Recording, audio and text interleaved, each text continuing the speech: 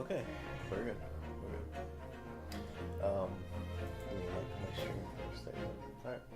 How's it going, everybody? Hope y'all are doing well. Back with some more Ace Attorney. Last stream was what, like a week ago? 9 days ago. Goodness, that's so long ago. Man, but yeah, 9 days ago. I was working on a video, which if you haven't noticed, or you did not notice, but if you haven't seen, I'm dropping a video tomorrow. So, yeah, look at the, wow, it's easy. Look at the community tab for my channel if you want to see what it is, and when it's dropping specifically, but I'm excited for it. You know, it's going to be about SpongeBob, but, you know, we'll get there when we get there, but... yeah, like,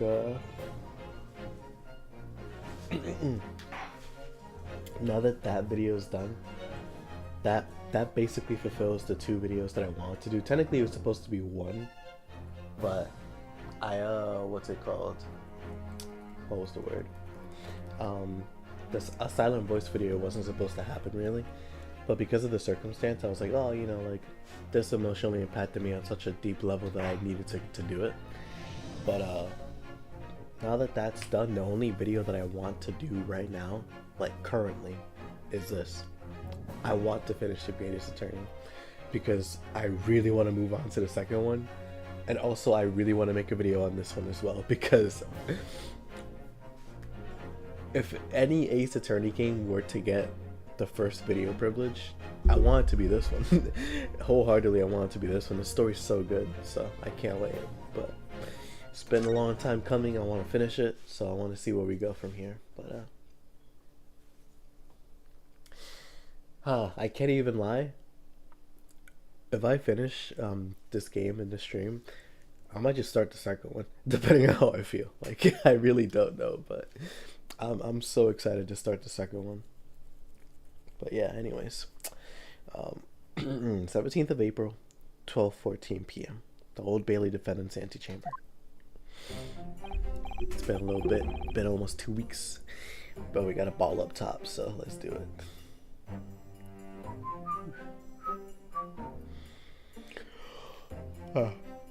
Alright. Okay. Gina, how are you holding up? I'm starting to feel quite warmly towards her frequent cold shoulders now. Jeannie! Are you alright? Why aren't you saying anything?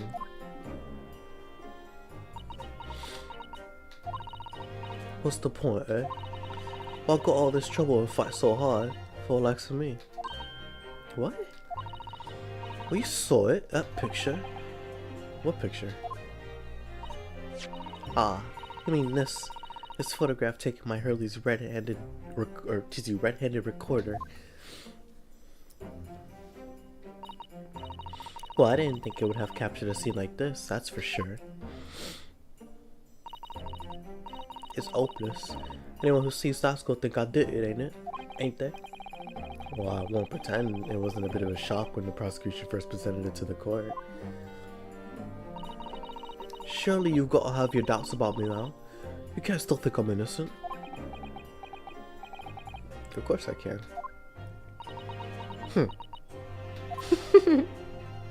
She's so sassy, it's adorable. Jeannie, why don't you talk to us? What really happened that night? Bruno's cleverly managed to piece together a lot of new information. But still, I'd really like to hear from you.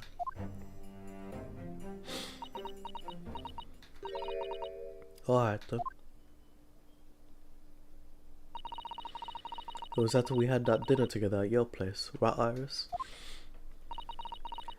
Then we all had a chat up in your office, didn't we? Yes, I remember.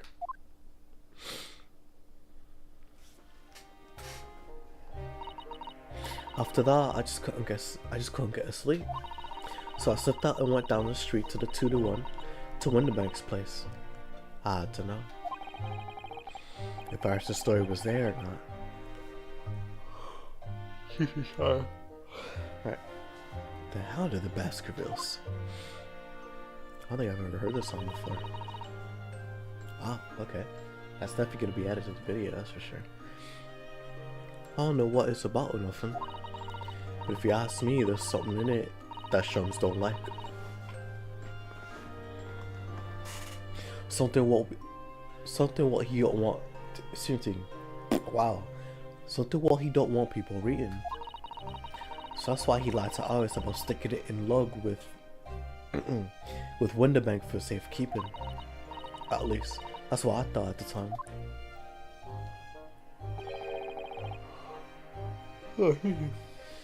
See you broke into Winterbanks.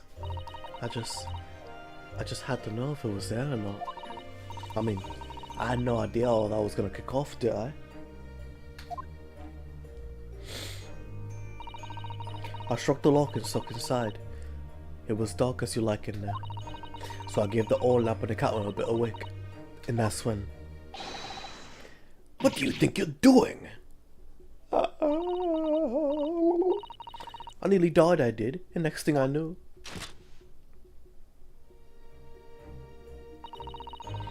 I grabbed the gun off the cat and I was waving it in the air like...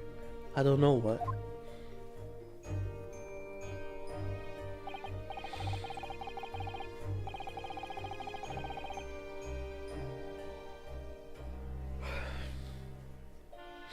Ah, you're the girl who was here this afternoon.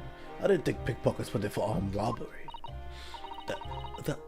The manuscript. Oh, the manuscript. You got it here. Shums leave a lot of oh, it's easy. Same person. Did Shums leave a lot of papers with you? A story? I beg your pardon. The Hound of the something or other. If it's here, I want to see it. I'm sorry, young lady, but I'd sooner die than relinquish an article belonging to one of my customers. I don't want it. What would I do with it anyway? I just want to see it. It's here, that's all. Oh, you want to see it, do you? I want to know if Shums really pawned it here or not. Please, just let me see it and I'll go. Oh, very well then. But for pity's sake, stop waving my gun around, would you?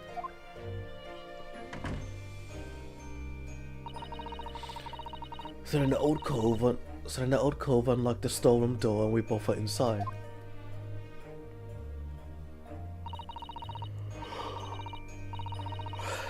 And it was there, alright. The manuscript. The manuscript. Shums weren't lying after all. You did all that just to check for me, Jeannie? Anyway, then there was a bit of a kick up in the main bit of the shop. The Skulkin brothers arriving on the scene. Oh, wow, excuse me. The Skulkin brothers arriving on the scene, yes. What was that noise? Someone breaking in? Dear me, is there some burglars convention here tonight that I don't know about? I think I forgot to shut the door behind me. Sorry. I better go and take care of it. Could I possibly have my gun back? Oh, well, I'll come with you. Now don't be foolish, young girl. You must stay right here. Don't leave this room under any circumstances. And with that, he took the gun out of my hands and walked back out into the shop. I homed back into the storeroom like he said, straining my ears. Sorry. Straining my ears in the dark to hear what was going on. It sounded like they got a bit of a scrap. It sounded like they got into a bit of a scrap. Started to think I should help, see?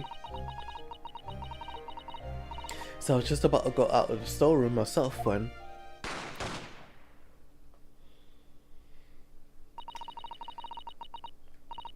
I heard a couple of shots go off. 2, I think. Almost at the same time. And then there he was, right at my feet, lying face down on the floor. I was right next to the storeroom door, so I slammed it shut and locked it quick as you like. Because you thought whoever shot Mr. Winterbank might come for you. Yeah, so I went to grab the old coast gun. I figured I'd put up a fight at least. But when I got a better look at him, I knew.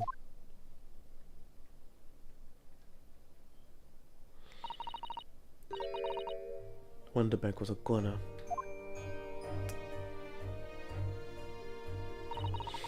I felt funny in my head all of a sudden, kinda dizzy. And after that, I don't remember nothing.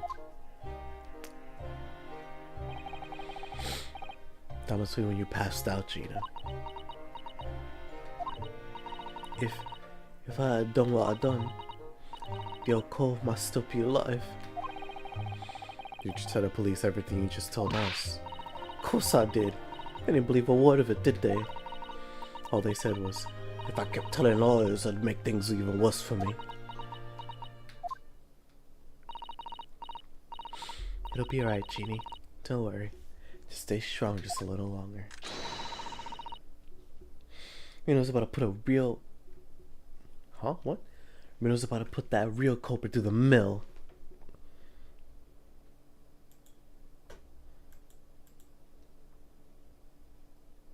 Alright, good. Nobody's here. Funny enough, I like it better when nobody's here because of the fact that like I don't have to look away from the game. It's a weird won't act like it's normal. Definitely won't, but hey, we ball, right? Let me get my chapstick.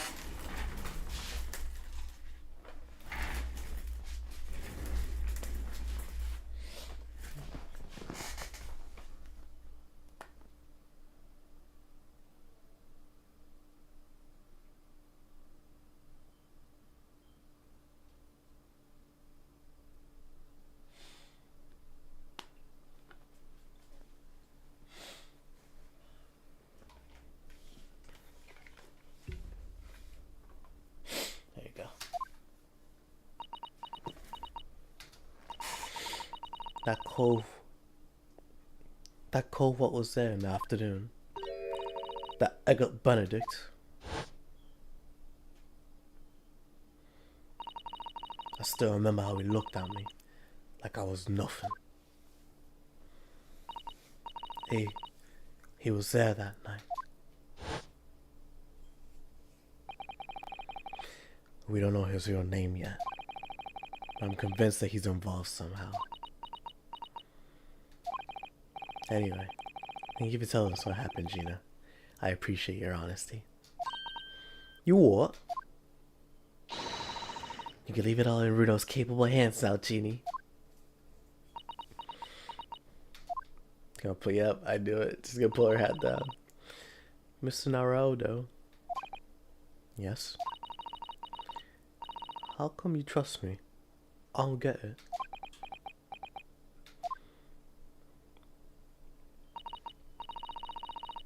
I mean, I've forgotten what happened here before.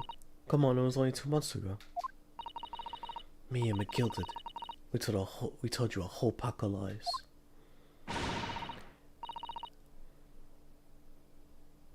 Huh? Oh, that's what it was. Okay. Let me see. And you got the bog trotter off with him, even though he was a killer. No, could never forget that. Oh, I did what I thought was best at the time, but the pain of that arrow of judgment doesn't get any easier to bear. Still, don't forget that I also made you a promise. I told you that I'd be on your side to the bitter end, no matter what. But what if I'm lying? You could be walking up to get another killer off the hook for all you know. It's a very simple distinction between you and McGilden. Very simple distinction. I was once in your position, Gina. I was the accused in a trial. You were? Before I left Japan, I was accused of murder. As strange as it might sound, the circumstances of the crime were pretty damning. I was sure that no one would believe it was me who'd done it. Oh, Runo. But there was one person who stood up for me, who believed in me, and was prepared to defend me. My best friend, Kazuma Asoge. Ryunosuke, no one believes in you more than I do. Leave this to me. All you need to do is put your faith in me, and I'll do the rest. I was so happy, I cried. But even then, somewhere inside me, I couldn't help thinking, surely, he doesn't really believe in me. Not completely. But I was wrong.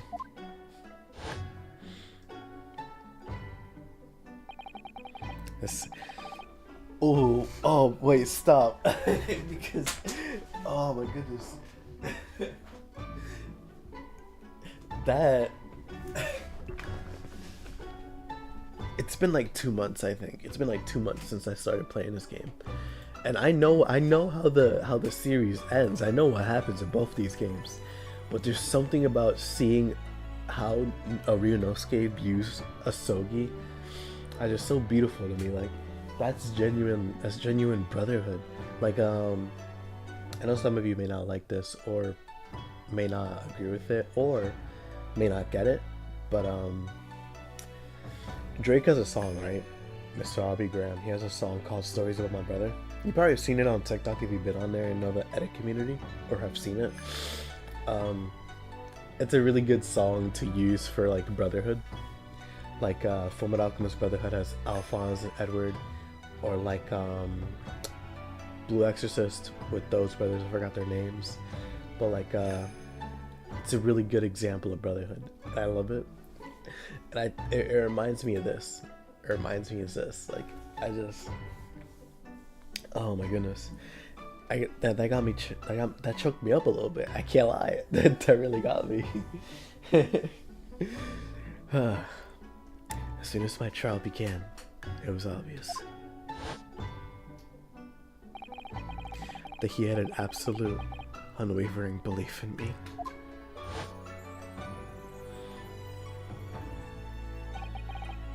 And in turn, I developed an absolute, unwavering belief in him.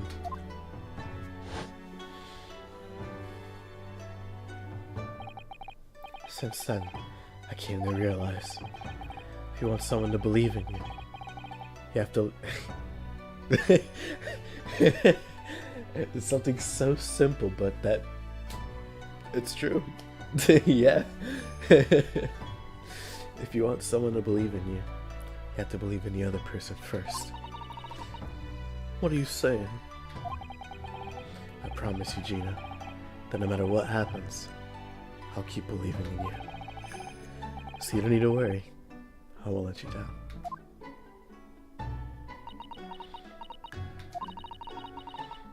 Even though I'm a diver and a no good liar, you're not like McGilton. I know that. Huh? That's right. You're our friend, Jeannie. Iris? We know you better than you think. And we come to the conclusion that you're someone we can trust. Yes. That's really all we need to know. Exactly.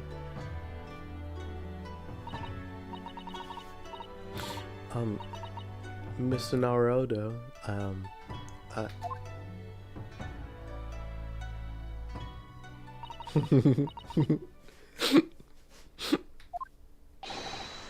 Defendant Gina Lestrada, her legal representative. Court proceedings are about to resume. Please head into the courtroom immediately. Yes, of course. Thank you. It's a nice scene. It's always a nice scene.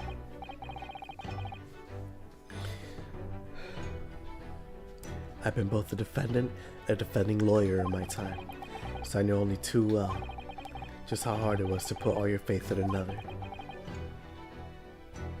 And I also knew just how hard it was to bear the burden of another putting all their faith in you.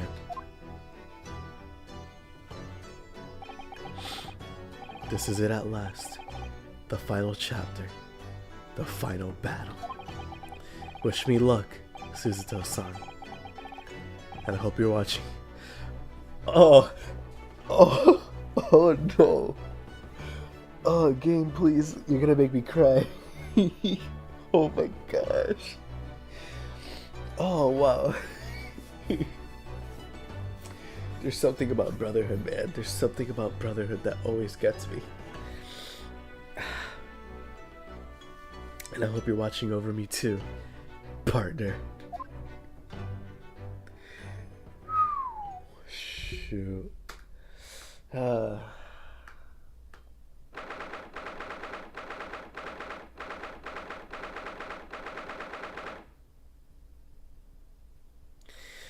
17th of April, 1:41 p.m. The Old Bailey courtroom.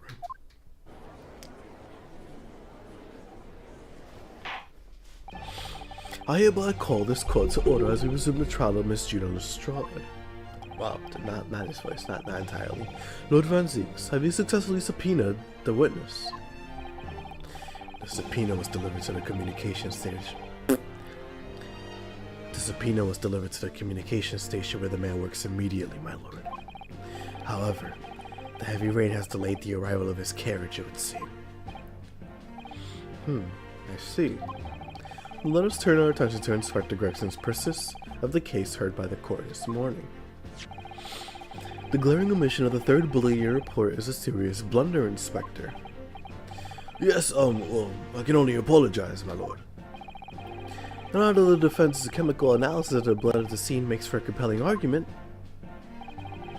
I cannot permit such untried methods to be used as evidence in the courtroom. It's a big mistake to cross Hurley and me. A very big mistake. My lord, a subpoenaed witness has just arrived in the building. Thank you, officer. Show him to the stand without delay. Mr. Edgar Benedict. I expect to be crossing paths with him again so soon. And certainly not like this.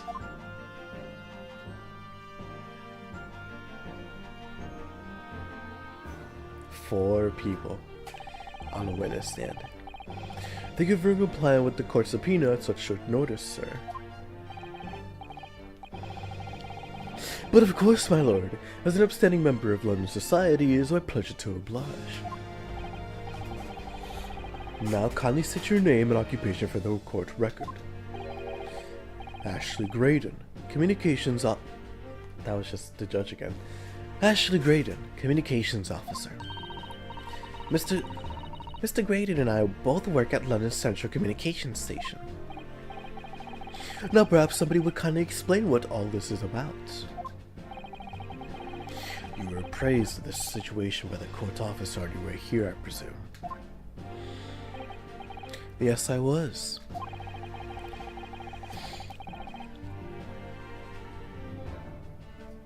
Oh, man. Something to do with a murder that took place at the pawnbrokers on Baker Street. There's some nonsense about me having been there on the night in question. That is the accusation indeed. This is really beyond a joke, you know. Very well. Without further delay, the court will hear your testimony now, Mr. Graydon. You will respond to the accusation made against you under oath. Gladly, my lord, gladly. There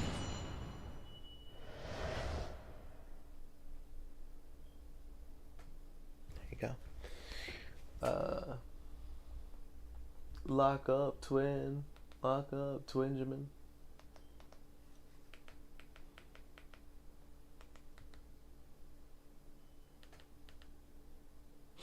Ocean man, take me by the hand, lead me to the land that you understand. Ocean man, a voyage at the corner of the globe is a real trip. Ocean man, man, top by the sand, sucking up the thirst of the land. Ocean man, bow now, bow now, bow now, now, bow now, now, now. There you go. The accusation. Naturally, I have occasion. Huh? Is that a? I'm gonna assume it's not a typo because this game is pretty good on those, but it could be. This could very well be a typo. Naturally, I have occasion to make use of pawnbroking services from time to time. But are you seriously suggesting that I colluded with these thugs to break into the place on the night of the murder? I have no intention of admitting to such an outrageous accusation, even if certain parties here present claim that my blood was found at the scene. Some Scaramouche detective's homebrewed tincture can hardly be taken as serious evidence. So, you deny the accusation completely, do you? I must say, I am dismayed. For the highest court in the land to be swayed by the self-professed detective's toy. It was the will of the jury, and our great British justice system demands that the jury's will is upheld.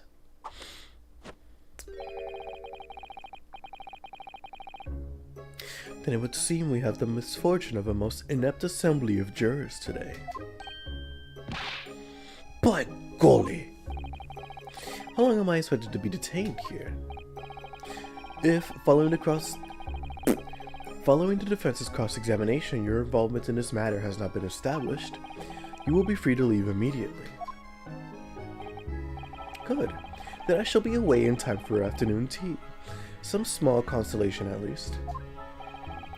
Let us not hold up Mr. Graydon any longer than necessary, counsel. Please proceed with the cross-examination. So we meet again, Mr. Egbert Benedict. Or is it Mr. Graydon?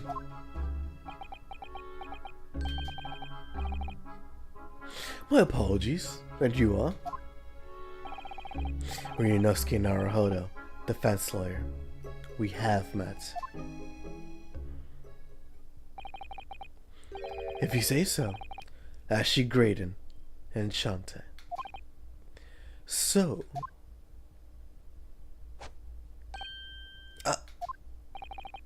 I trust we can conclude this quickly. But I'm not holding your flashy hat while we do. That's funny. Look at you with your receding hairline, bro.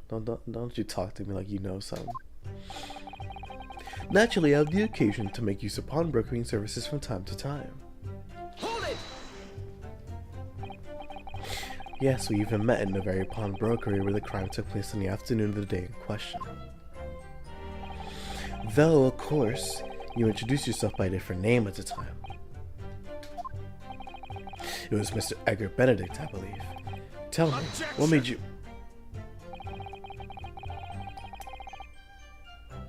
The witness is here to testify about the events that took place that night. He is under no obligation to answer such unrelated questions. You can't be serious. Thank you, because I certainly do not feel inclined to answer such an inappropriate question. So he's going to be evasive, is he? In an effort to not give away anything. It's going to be tricky.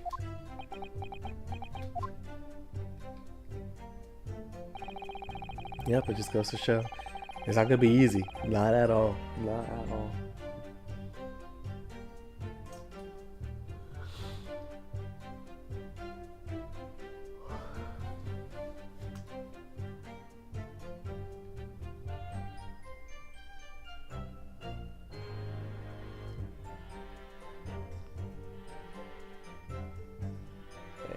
Alright. But are you seriously suggesting that I colluded with these thugs to break... I wanna see if I can...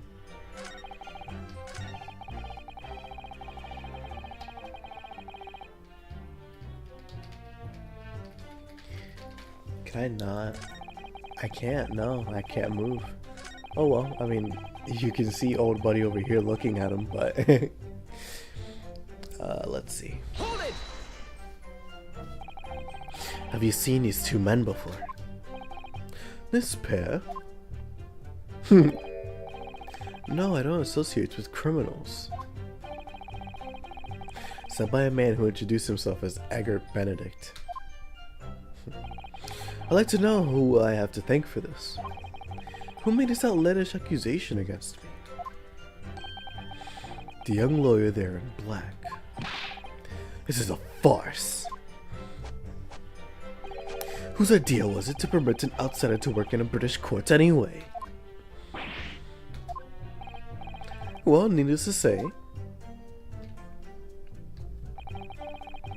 I have no intention of admitting to such an outrageous accusation. Hold it! Where were you at around 1 in the morning on the night in question, sir? That is past the hour at which I would normally retire. Certainly. I was not in the company of these rapscallions. You're able to prove that? Objection!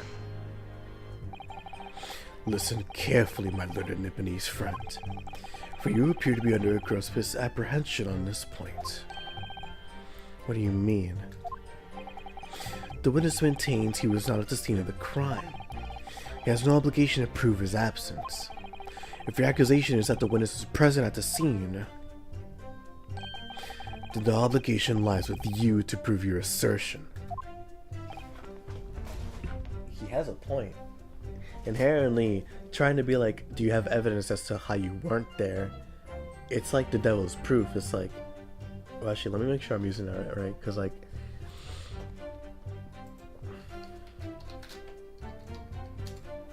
and here's another thing. The absence of evidence is not the evidence of absence. That's what, yes, that's what it is. No, I don't want to use AI tools. The absence of evidence is not evidence of absence. Yep. Yep. Do I know ball? Do I know ball?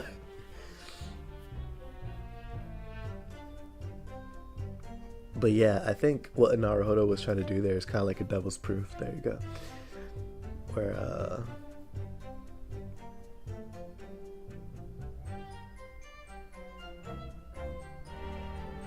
oh no, nah, it wasn't a devil's proof, because devil's proofs usually try to, like, they're like wordplay basically, like, I did not stream today. Or like some, like, let me see if I can get like an example. Actually, it'd be better to explain it with an example.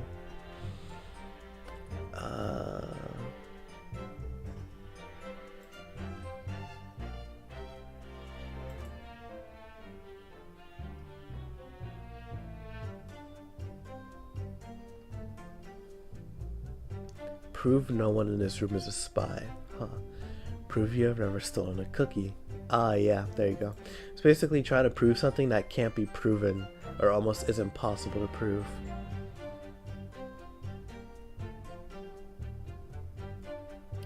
Shout out Macaulay Culkin and Brenda. I think her name is Brenda Song. Yeah, Brenda Song. It's so funny that these two started dating, or I think are engaged. Yeah, they're partners. Isn't Macaulay Culkin like, how old is he? She's 37. He's 45. Oh shoot. It's interesting with things like that, because like he's like almost 8 years older than her, I think. But when you're an adult, you know, like age gaps like that don't really matter as long as you're both like, well, not even like, there's nothing really wrong with it as long as you're not like 40 and 20. You know, if you're like 37 or 45, there's no real like mental gap between the two. You guys are both well beyond like adults. Like, you guys are both adults. There's no question about that. It's just interesting how a gap like that get formed and won't be questioned. Like, I think my mom and dad have a 6-year gap in their marriage, like age-wise. So like, it's real. It's a thing that does happen, not just with celebrities. So it's just interesting to look at. Anyway, let me focus.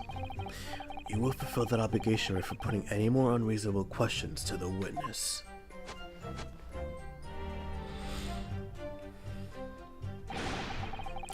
A silent victory, Wiggle. Thanks. Even if certain parties here present claim that my blood was found at the scene. Hold it!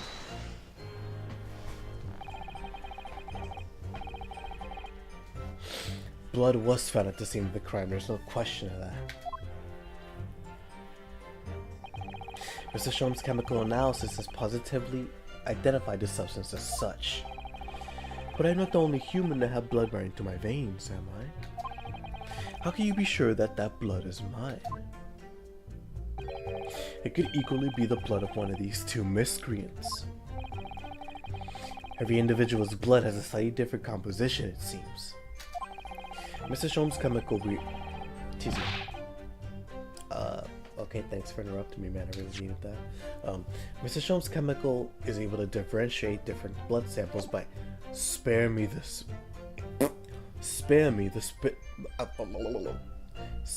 science lesson. Who is this Sholm's character anyway? Oh, I assume all Londoners would know the name. He's a renowned detective. So even you weren't able to bring yourself to say great detective. A great detective, you say? Now we're in the realm of fairy tales, are we?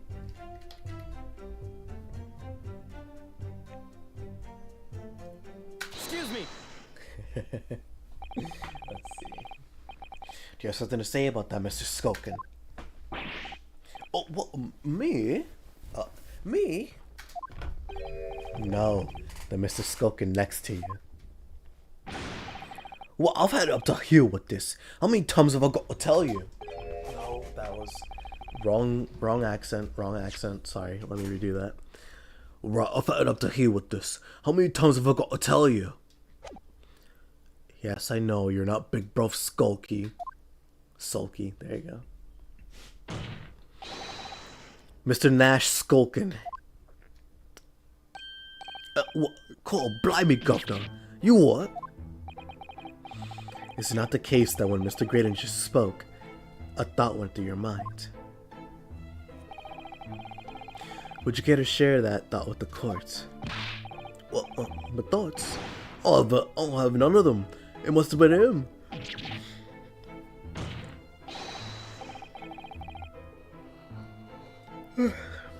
Excuse me, sorry. You what? Mr. Nash Skulkin, answer the question, please. What went through your mind when Mr. Graydon just spoke? Nothing, honest, Gov, nothing. I was just thinking. Oh yeah,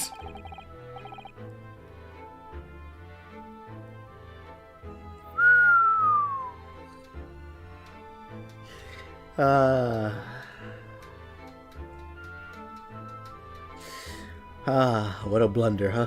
What a blunder. Poor Nash. If he weighs his armor out like that much more, he'll open up a wound again, that's all. What wound? Well, he took the bullet, of course. It was only 2 days ago.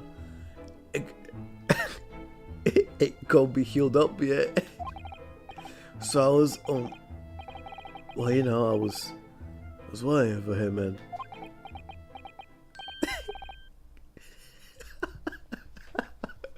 oh, these guys are so stupid. Oh, hell's bells.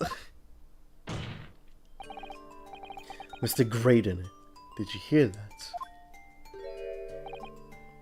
What? Your comrade is worried about you, it seems. On account of your injured arm. My lord.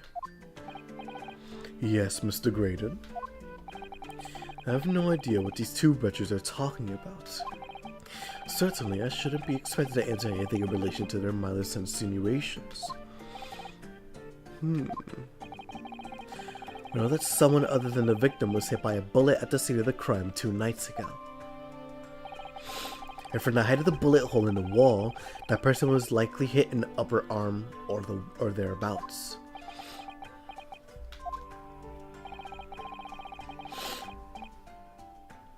Perhaps you'd allow a court official to examine your arm, sir. The left arm which you're currently clasping with your right hand, as if in pain. No, I refuse. You have shown no evidence whatsoever that links me to these common thieves. Accordingly, I am not obliged to permit any such invasion of my privacy. As I've already said, I'm completely uninvolved in all this. I've never had anything to do with the pawnbrokery where this fellow was killed whatsoever. I take offense at the insinuation that I was in any way involved.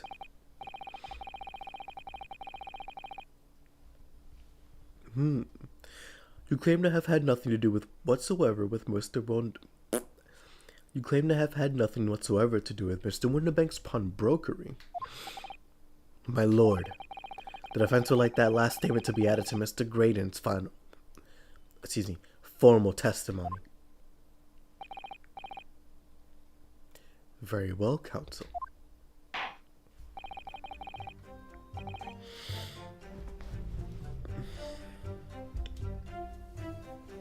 Continue with your testimony, Mr. Graydon.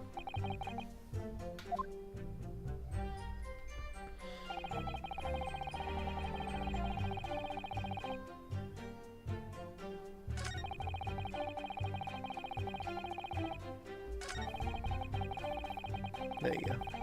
The bottom line is, I've never had anything to do with the pawnbrokering establishment where the man was killed. Hold it!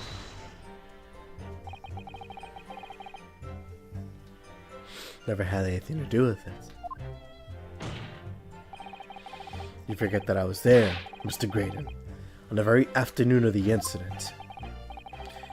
Obviously, I am not a complete stranger at the pawnbrokery, or to the pawnbrokers. I am currently on the lookout for an armchair to furnish my study. Objection! No, you were there to redeem an article. Is that right? I have no idea what you're talking about. Everybody's snitching on, bro. Can't be lying in the court of law. That's no good. Excuse me.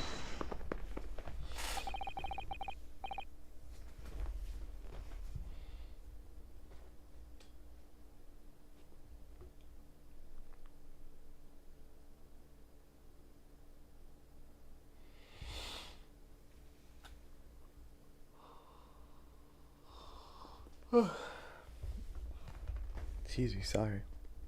Do you have something to add, Inspector? Oh, come again, Sunshine. Sorry, I can't hear you over your theme. It's so good. You were there too, in fact, weren't you, Inspector? That afternoon. Oh yes, I do remember meeting yourself in the pawnbroker's that afternoon. Your young Japanese assistant, your young Japanese assistant and the accused were all present, I recall. And at that time, there was this witness, Mr. Graydon, was trying to acquire a particular article. Well now.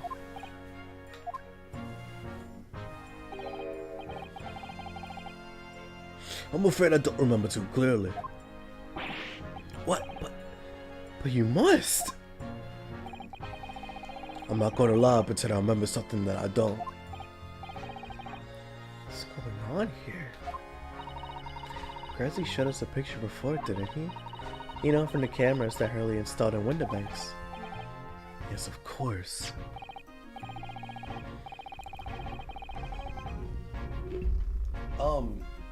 Judge, that's not a striking resemblance. That's literally the guy. What are you literally, that's the guy. Indeed. And the gentleman picture bears a striking resemblance to the witness, I must say. Like, are we stupid or something? That's literally him. That's literally him. What are we talking about? Same suit and everything.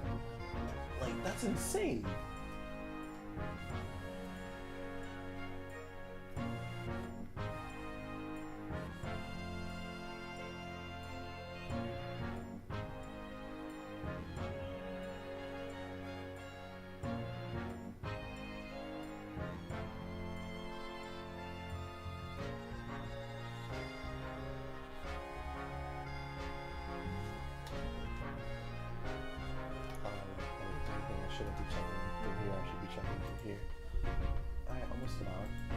That's good. Exactly, which proves that Mr. Graydon was in the shop on the afternoon in question. At no point have I denied that fact. Huh. Okay. I merely entered the shop to peruse the articles on sale and have a with the broker. Nothing more. Now hold on now. Let me eat my fish and chips first. This makes no sense. I understand why Mr. Graydon might be trying to cover his tracks. But why would Craxton be trying to avoid giving testimony about what happened? It's because of the disc. It's because of the disc. That's all he's going to say on the matter, is it? What do you think, Runa? I think he has no intention of telling us anything. He's well aware that the less he says, the less chance he has of giving himself away. The complete opposite of Hurley, then. He seems to think that the more he says, the better. Or at least I managed to surprise a little more information from these witnesses' lips. All thanks to the Skulkin brothers.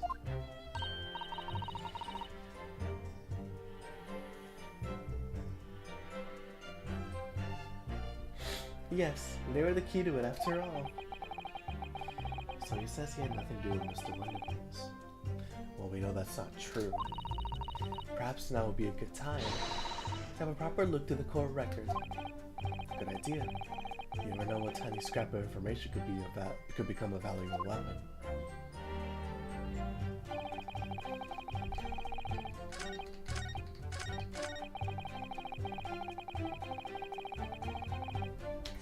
Alright, court record, let's see what you got for me.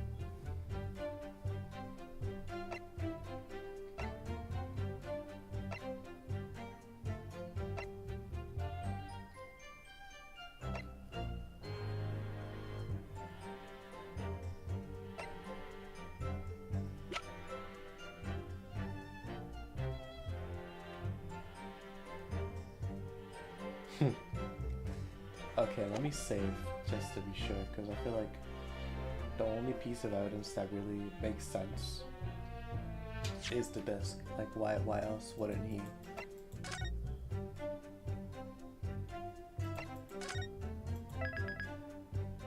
Look at that. 3-4 to 3-13.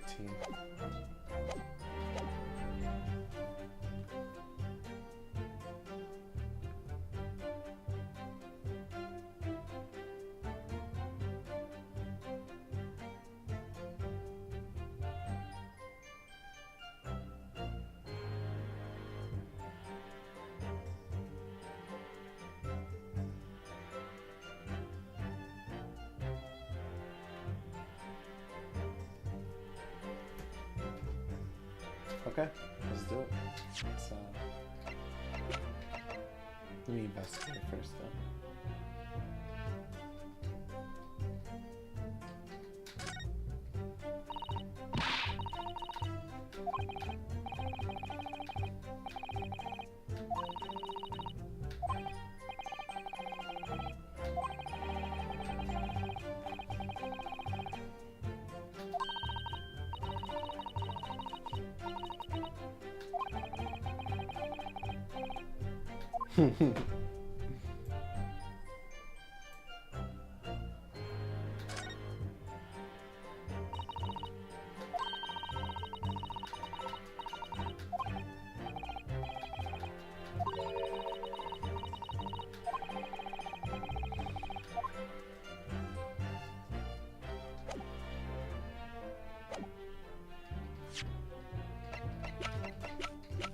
Alright.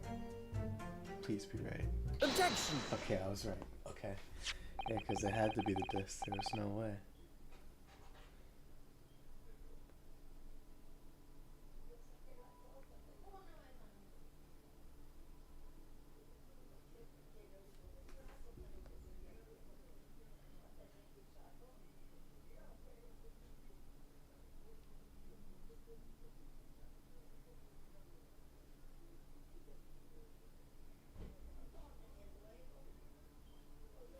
There you go. Okay. Have you ever seen this disc before, Mr. Graydon? Why? Is it supposed to mean something? This disc was, until the day of his murder, in pawn in Mr. Winterbank's shop. It was redeemed by the defendant, Miss Gina Lestrade, that afternoon. However, somebody mysteriously appeared to try to take it from her. That somebody was you, of course. Was it, Mr. Graydon?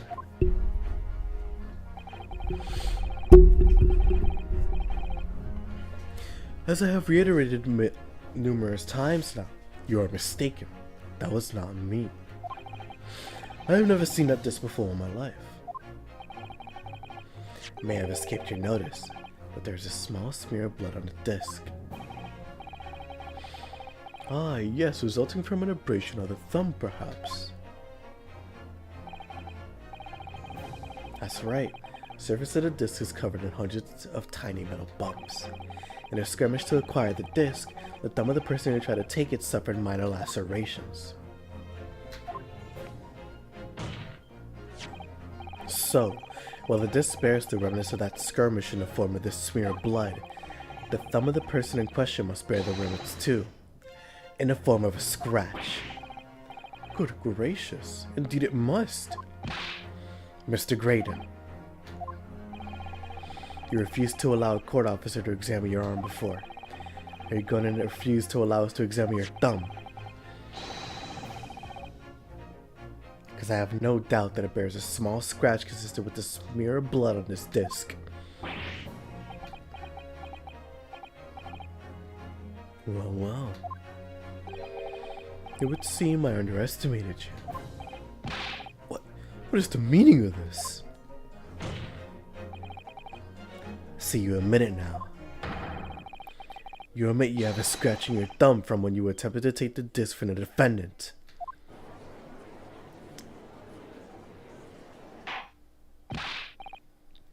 Order. Well, Mr. Graydon, It would appear there has been some. Oh goodness, I can't speak today. Oh. Goodness, excuse me. It would appear there has been something of a misunderstanding here. I did not attempt to take the disc, as you put it. No, quite the reverse. What are you trying to say? It's really quite simple, you see. The disc is mine from the outset. Is there some crime in taking an item that you own out of pawn? What? It would seem, Mr. Graydon, that in this piece of evidence, my learned friend has established a link between yourself and the incident. Accordingly, you will tell the court everything about this disc now.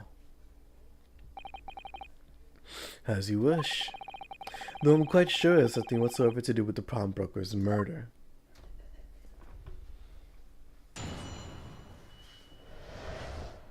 The disc. There's no other disc saying Foma Gilded, but the item belongs to me. The redemption ticket was stolen from me by the accused, that filthy gutterling, on the day in question.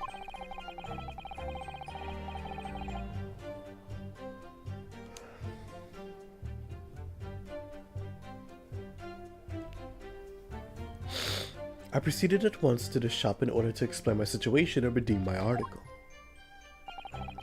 In the end, of course, the disc was taken by the police. In other words, I had absolutely no reason to break into the shop later that same night. Oh, yes you did, brother. Yes you did. Did I hear you correctly, sir? McGill, did you say? The famous London philanthropist. Who perished in this very courtroom 2 months ago after being acquitted of a distinctly messy murder.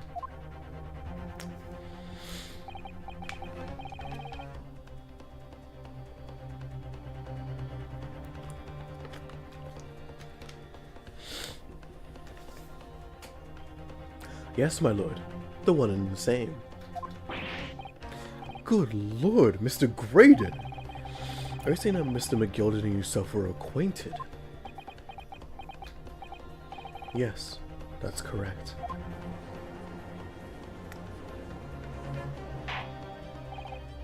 Order! Well, I certainly didn't expect to hear that name uttered here in my courtroom again. According to what Gina told us, this disc was placed in the pawn on that fateful night 2 months ago.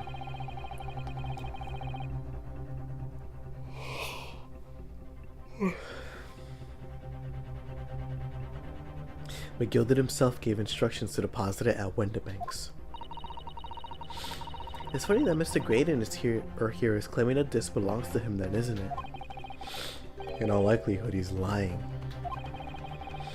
So he appeared that afternoon at Windibanks in order to get his hands on McGilded's disc for some reason. Counsel, you will commence your cross-examination, please.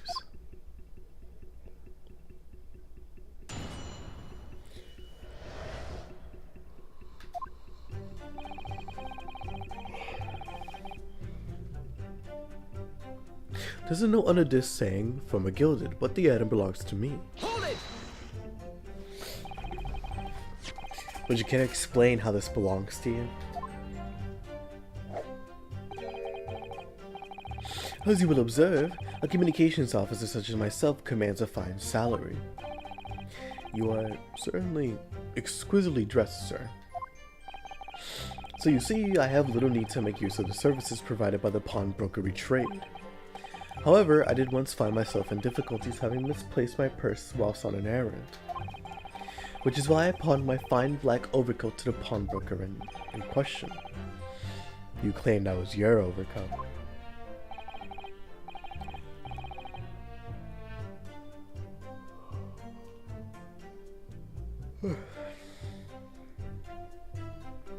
Obviously, and in my haste I clean forgot that the music box disc was in its pocket. And yet there is a note on it that reads, "From a Gilded." I am a collector of rare and unusual music box disc. A music box, huh? T. Oh, music box music. Okay, I see. I first met McGilded at a gentleman's club in the city. I was interested to discover that he shared my penchant in that area. So the disc in question is a pre-production sample. I promised to let Mr. McGilded hear it. But then you forgot that it was in the pocket of an overcoat you were forced to pawn. Yes, exactly.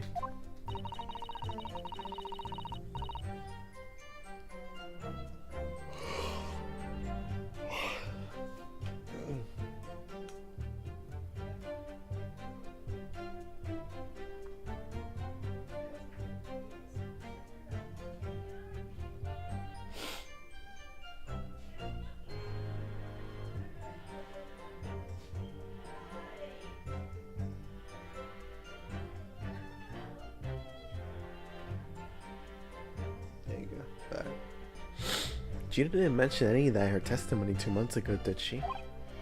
No, because Mr. McGilded had threatened her to keep her mouth shut. Which means that if we dig too deeply here, it's gonna expose Gina's perjury. Oh dear. This is complicated, isn't it? Let's leave it alone for the time being.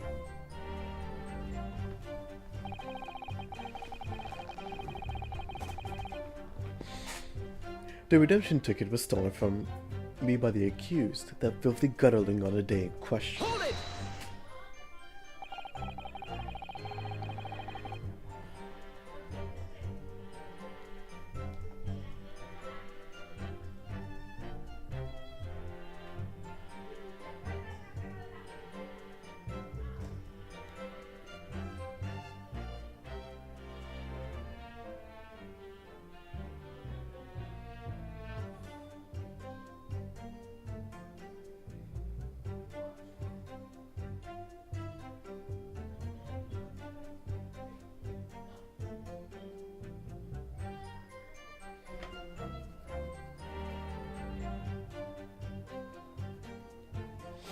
There you go.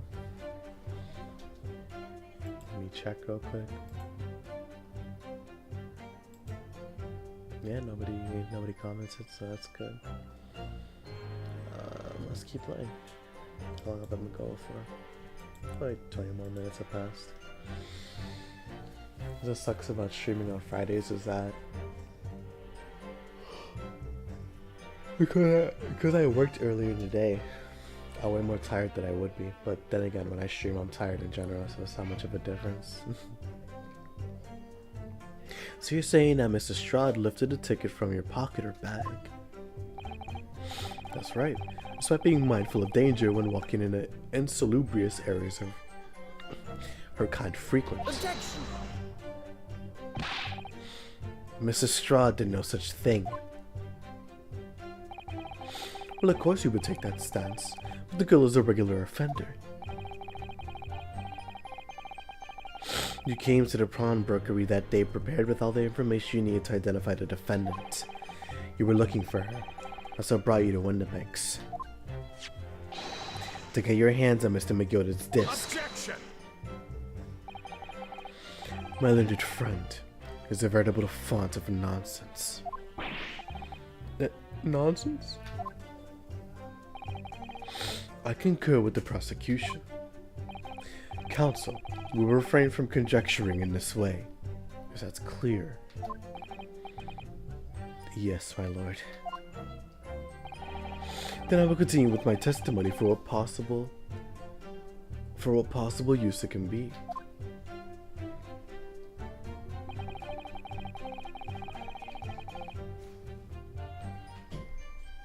There you go. I proceeded at once to the shop in order to explain my situation and redeem the article. Had you ever been to Windibanks before? Only once for the purposes of pawning something, but like many, I enjoy browsing in such establishments.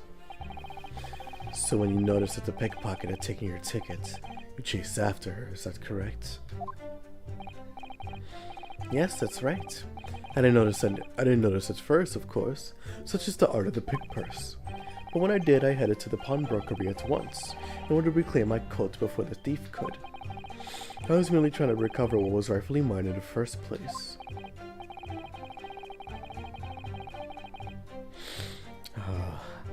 He can say what he likes because he knows we don't have any evidence to contradict him on this. In the end, of course, the disc was taken by the police. Oh, whoa, chill out, bro, Hey, man, keep your head up, bro. Just call me, bro. Yes, it was taken by Inspector Gregson here, wasn't it? That's right. This is the very man.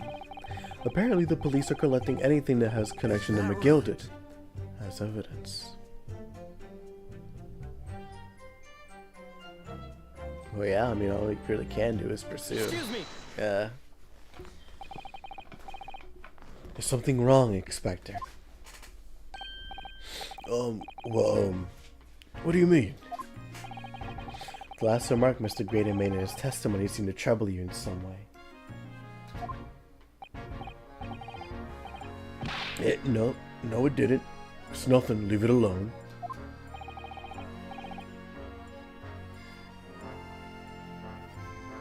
Let me ask you this, Inspector. Why is Scotland Yard gathering Mr. McGilded's possessions? I can't tell you something like that, Sunshine. Yeah, you're no better, aren't you, huh? You're no different than Naruhodo.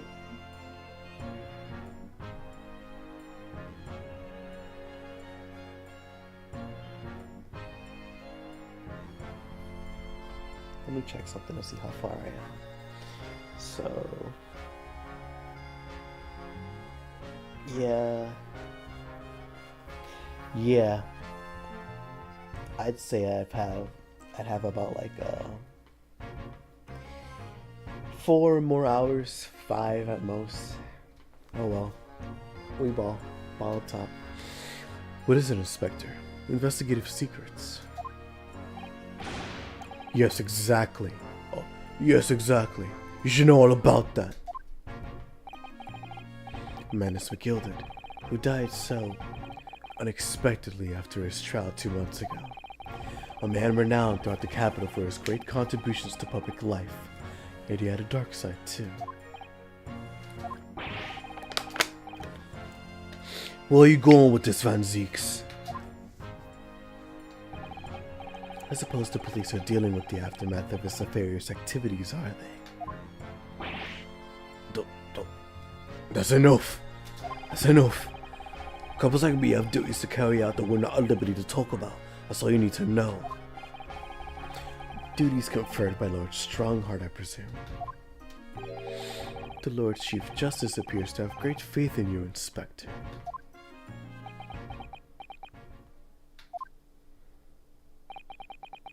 The bottom line is, if you want to get more out of me, you're gonna need Lord Strongheart's paw print first. What's all this about? Guys, we're in a court trial. Like, it's like there's something going on between Gregson and Lord Van Zieks here. Well, it would appear that the Inspector has revealed all he is at liberty to reveal. Mr. Graydon, let us return to your testimony. Gladly, my lord.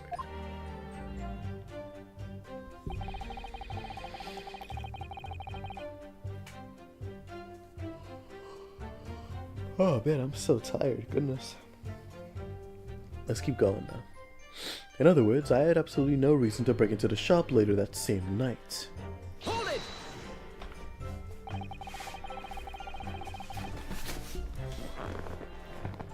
But perhaps you'd seen something something of value among the forfeited items. No, not at all. Oh, great. Well, that's just cool. That's awesome. I love that. A Valier was brought in by the police. to assess everything in the shop. Without exception, everything on the shelves was common or garden bric-a-brac.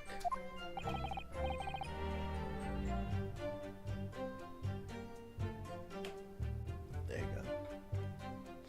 In that case, it's clear that you broke into the shop there that day in order to recover Mr. McGilded's disc. Have you not been listening, man? Even if I had wanted to recover the disc, you may recall that it had been seized by the police that afternoon. It was no more in the shop than that night, or it was no more in the shop than... Wait a second. It was no more in the shop than that night than I. As I keep saying, I simply had no reason to break in. That's odd, right? So there was something but gilded stuff in the shop that night. Nothing this man might have been after. What if that's really true? You know, if you have some evidence, let him have it. I'm trying to see the irritatingly assured expression in his crumble. He slipped the disc into his coat pocket and had it deposited at Windermix. Then, when he realized he was going to be arrested on suspicion of the omnibus murder, he threatened Gina and forced her to take the redemption ticket. There's no doubt about it, that witness is lying through his pearly white teeth. The police were obviously after anything left behind by McGilded as well. That's why Inspector Gregson ended up taking the disc into the custody that day. But Gregsy's being very strange about all of this. Must be a reason for that, I'm sure. Just don't know what it is. For now, I need to focus on exposing the fact that Mr. Graydon is lying in his testimony.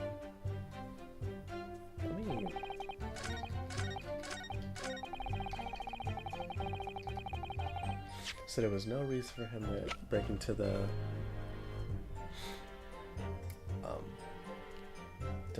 pawnbroker. That's the bullet. That's for what happened with Sholmes. Of course.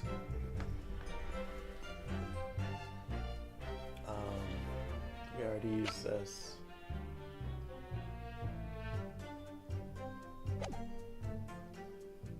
Yeah. Be safe first.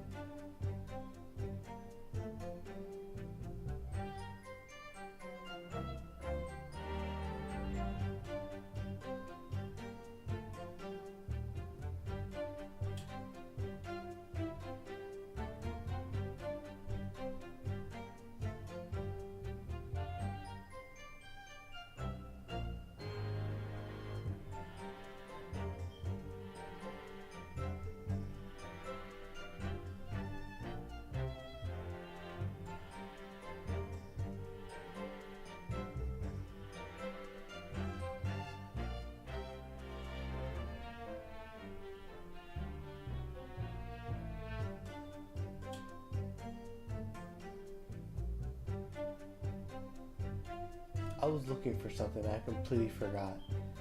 100% completely forgot what I was looking for.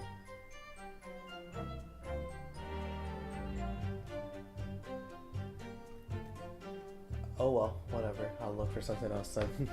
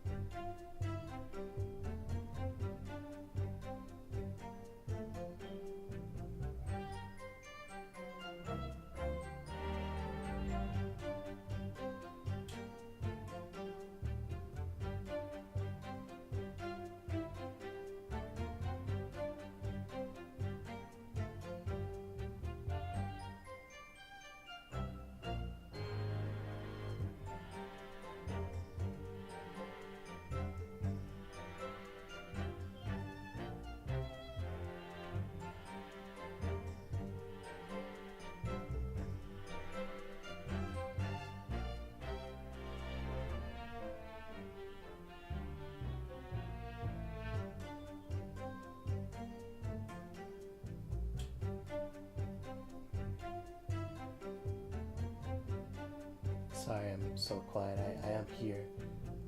Do you want to make that known? Just looking for something. Is that the Simpsons hit and run? What the heck?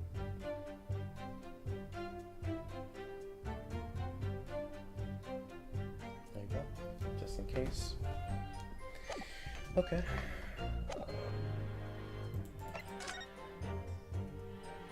Yeah, I saved. Okay, that's good. Alright, back to it. So, I was supposed to be looking at evidence.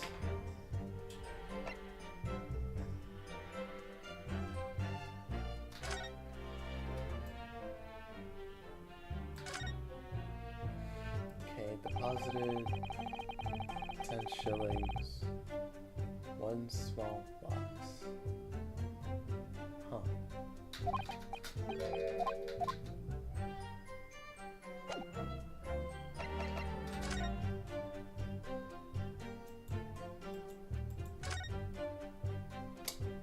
Is this it?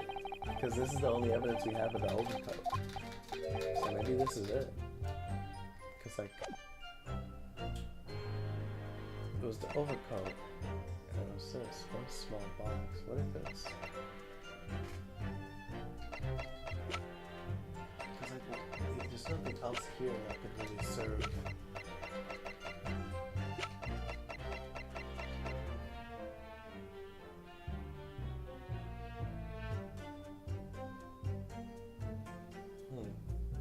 Okay, I'm gonna do with the overcoat first.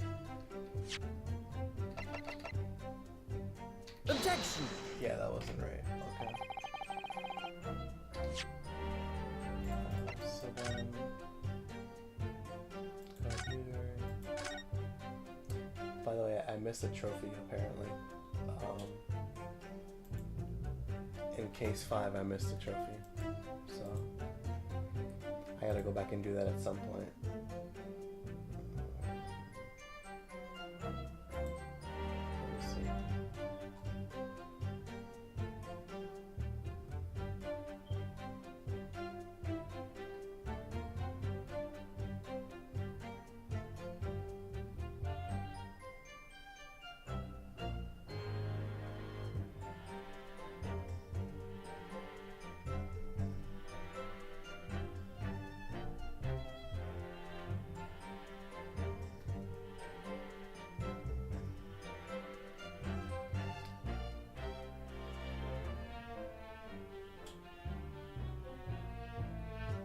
Yep, I see. This is just a couple of trophies that I would have to go through and try to get. But hey, we ball, right? We ball. So, let me see. So, what was that? What about this? Objection! So it was the other one. It was the other one. Okay. Okay, anyways, I've been dilly-dallying a lot. Enough gab. The disc was deposited at Windibanks on Magnus McGilda's instruction. You knew that, and you went there with the intention of obtaining it for yourself. Objection! Conjecture again. And in any case, the disc was taken into custody by the police that afternoon. The witness had no reason to visit the pawnbrokery again that night. Objection! Sorry, my learned friend, but that's not true. What? Mr. McGilded had another article on pawn at Windibanks.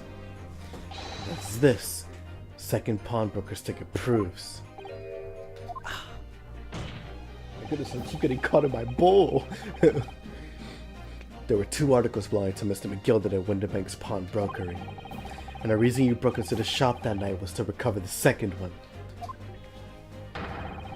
Together with the 2 accomplices, the Skulkin brothers. This is the second ticket, is it?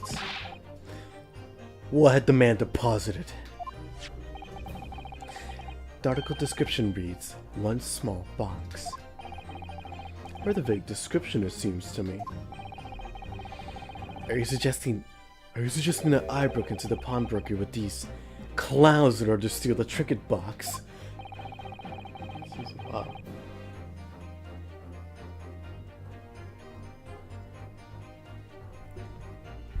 I believe there are adequate grounds to suspect that you did. This is absurd. Why on earth would I do such a thing? Once the article has been forfeited, I can simply walk into the shop and purchase it. There would be absolutely no reason for me to resort to theft. That's a good point. I get it. He knows ball. Indeed. The witness makes a solid argument. So that means for some reason, this grading fellow needed the small box that very night, does it? Objection! Oh. It's time to put an end to this nonsense, my lord. Could you be a little less Could you be a little less cryptic, Lord Van Zieks? I do hate to ruin my learned friend's argument, but the truth is incontrovertible. On the night in question, no small box was taken from from Windenbeck's pawnbrokery. And rest assured, the prosecution can prove it. What? Good gracious!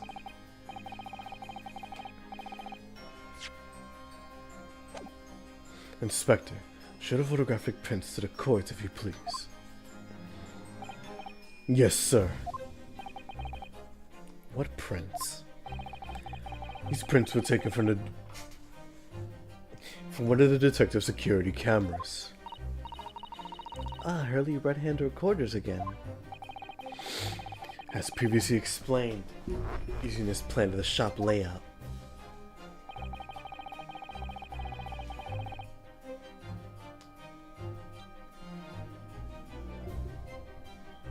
The victim's establishment was furnished with automatic cameras in 2 locations. One was set to capture the counter where Mr. Windenbeck received his customers, and the other was set to capture the shelves on which articles were placed for sale once forfeited. According to the information on his ticket, Mr. McGilded's small bulks had been forfeited already. 2 days before the incident at 9 p.m. on 13th of April to be precise. Which means it would have been on the shelves of forfeited items in the shop front. Oh, excuse me. Now what I have here is a print taken by one of the cameras about 2 hours before the incident. At 11 p.m. on 15th of April.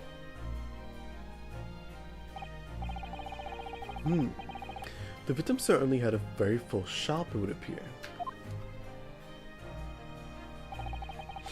And here we have another print.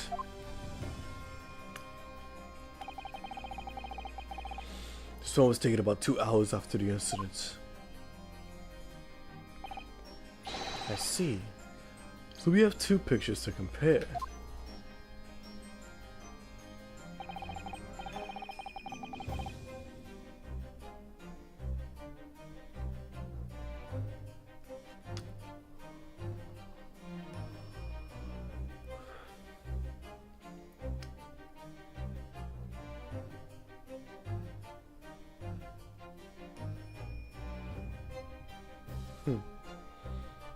Yeah, the difference is so hard to tell. Though I must say that placing them side by side leaves me cold. Dear me, that's starting to make my head ache. Obviously, at Scotland Yard we consider theft as one possible motive in this case. We explored the possibility that something had been taken in addition to the victim's life.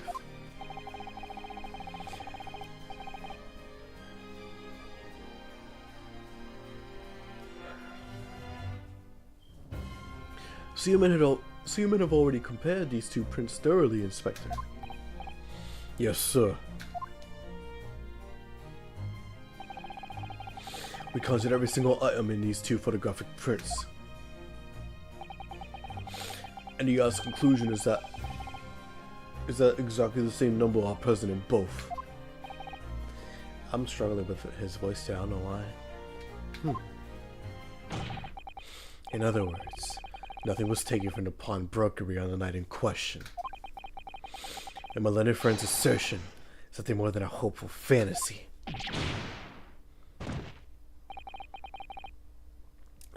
At this point, I don't even know. If I could have just shown that he'd stolen McGilded's pawn box.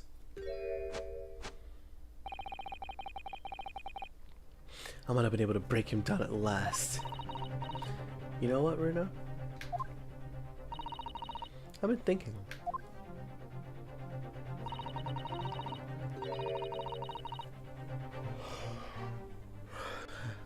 I wonder if these two photographs really are exactly the same. What? So, counsel, in light of the evidence put forward by the prosecution, what is your position? Seems that in fact, on the night in question, nothing was stolen from the victim's establishment. Do you accept the prosecution's assertion? I don't know. Could there be some hidden discrepancy in these two photographic prints somewhere?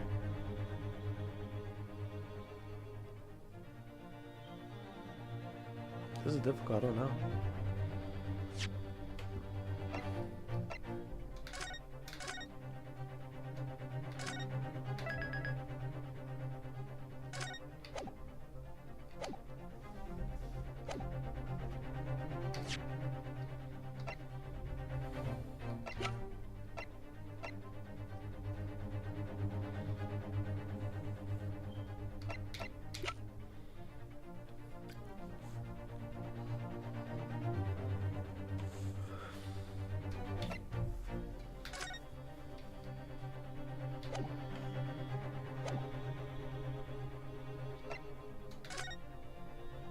Try this one for now.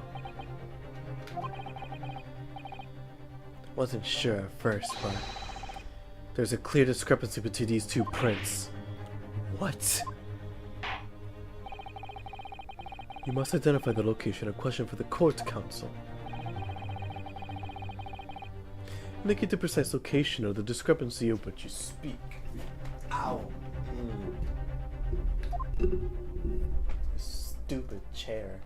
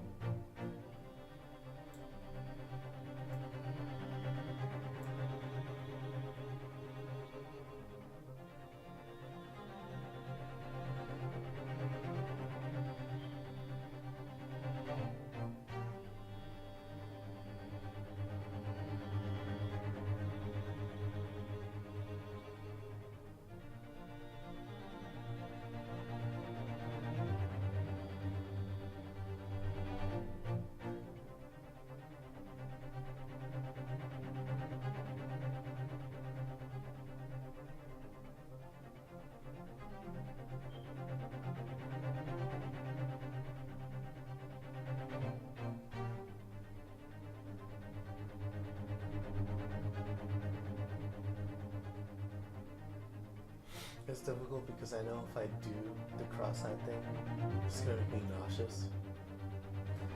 So it's just, that's not gonna help me out at all.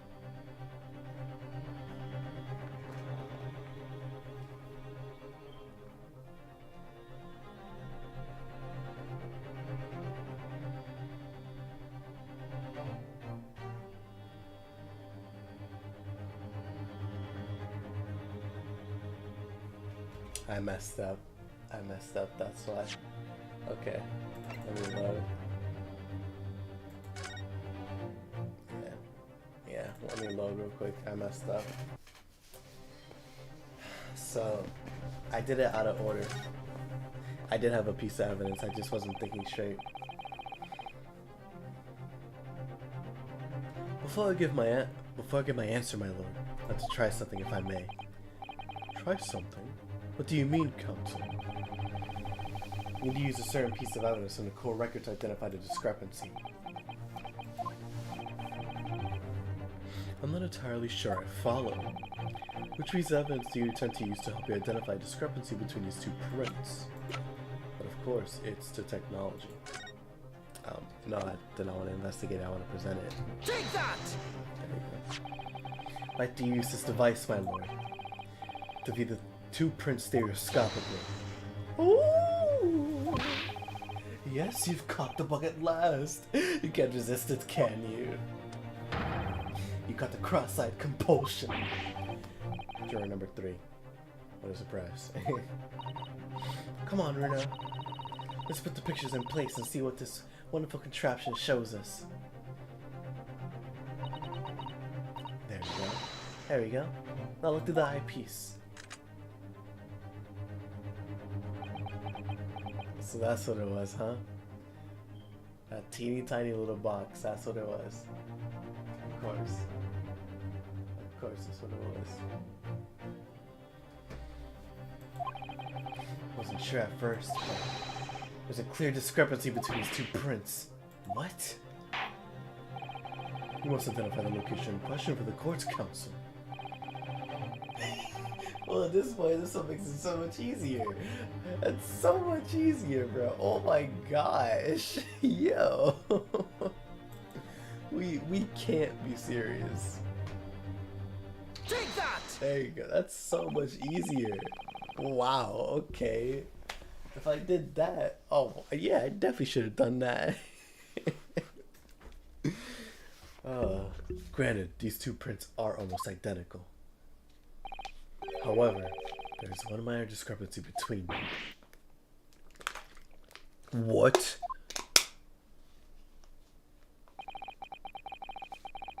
No wonder I couldn't tell the difference. It was because it was barely moved.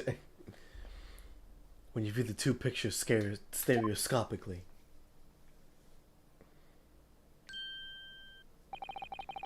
A single area stands out as being different. The location of the small box. Let me wait. Unbelievable. Stupid contraption, bro. By Jove, you're right. How extraordinary. What this tells us is very simple. Mr. McGilden's small box is indeed not stolen from Windibank's the night in question. However, there can be no doubt.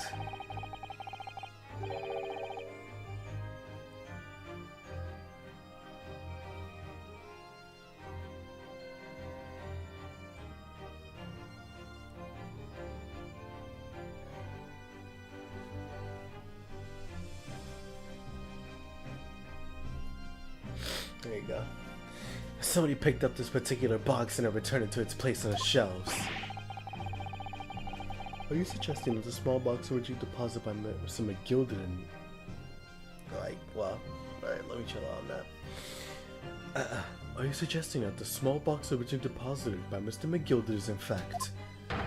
Yes, the very same small box is just identifying those photographic prints. Objection! Minus guesswork. What if it was?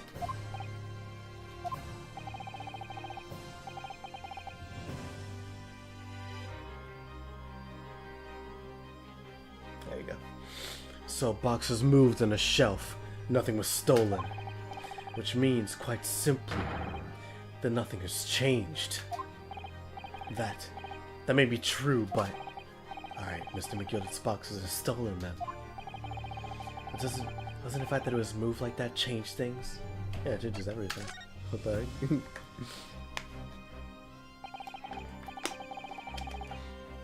I believe this changes everything about the case. How can it possibly be? The crucial point is the fact that what was moved was a small box. In other words, we have to consider what might have been inside that box. What are you suggesting?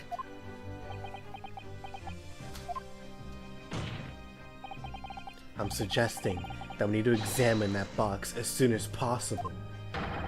A vital piece of evidence is sitting on the shelves at Windibanks as we speak. Objection! That won't be necessary. Some little box line to a man who died 2 months ago can't possibly be relevant to the trial. The court does not uphold your objection, Lord Van Zeeks. Bailiff, arrange for an officer to go to Baker Street at once. Obtain the small box in question and bring it back here for further examination.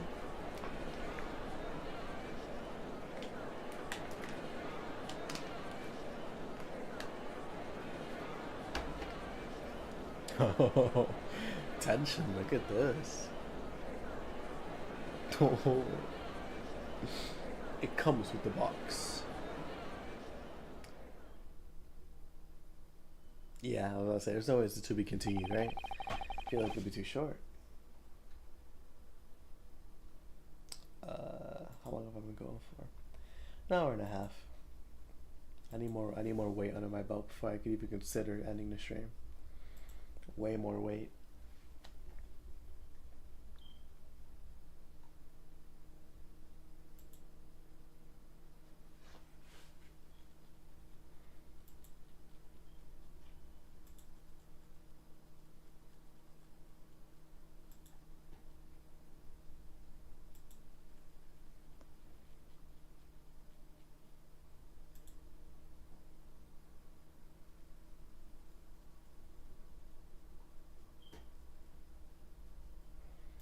There you go. Alright, let's do it. We should have a report within half an hour. I think perhaps we should recess for a short while until the evidence is brought forth. To be hoodwinked with such a farce. Disappointing. I beg your pardon, Lord Van Zieks. This is nothing but a smokescreen.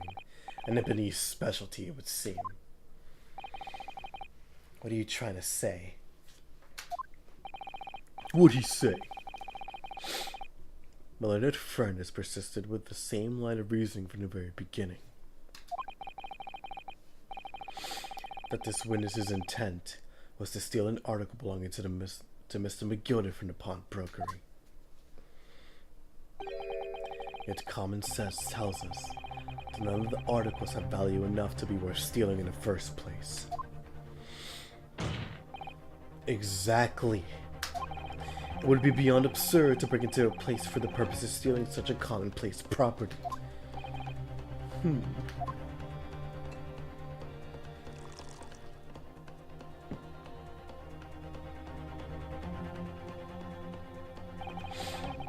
If your lordship recalls, Mr. McGilder perished 2 months ago, immediately after the conclusion of this trial.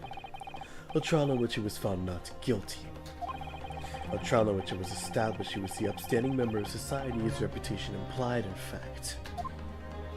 Oh, I see what he's saying. Oh, wow. Oh, wow, he's sick. He's disgusting. He's a sick man with sick thoughts right here.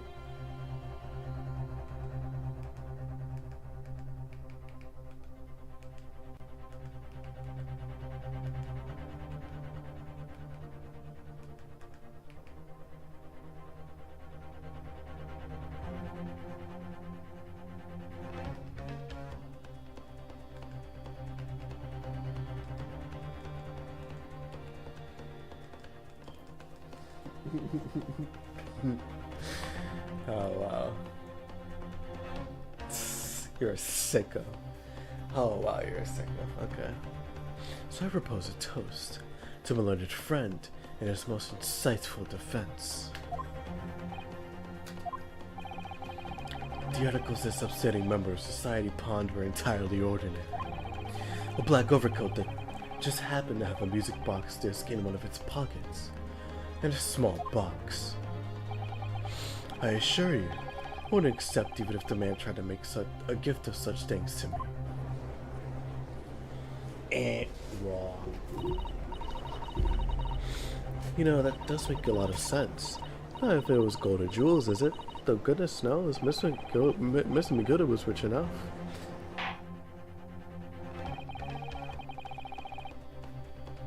It's compelling, but it's not true. Because check this out, I got bars, bro. But you can't deposit cash at a pawnbroker, right? Quite certain of that.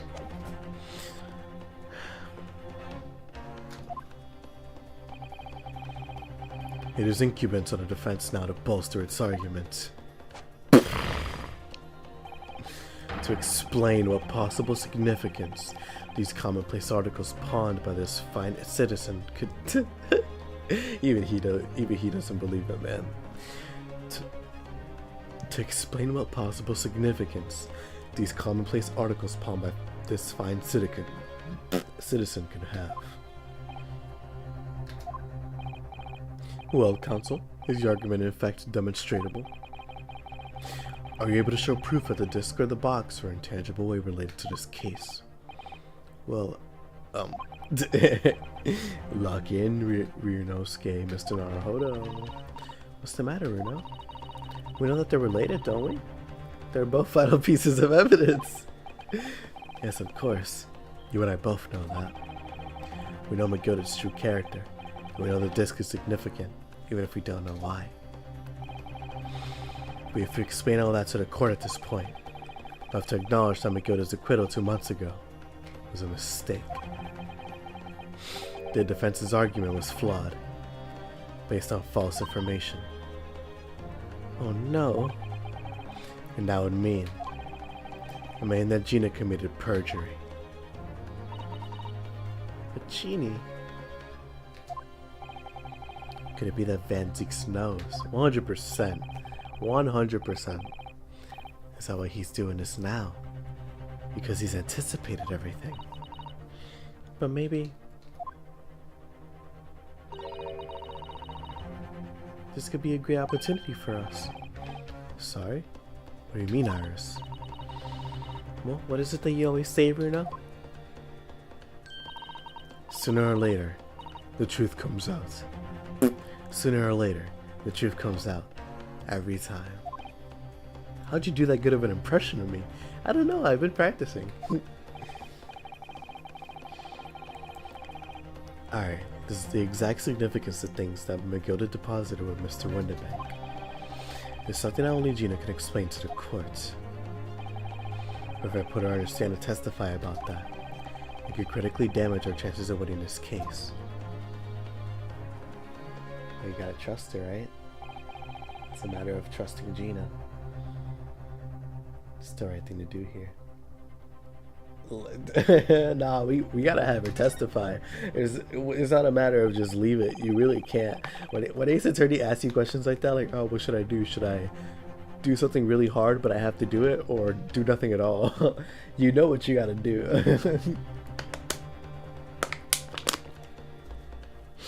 My lord, the defense would like to make a proposal. Oh? What proposal, counsel? Well, the court awaits the arrival of Mr. Megilda's small box. I would like to call the defendant, Miss Gina Lestrade, to the witness stand. The defendant? To what end?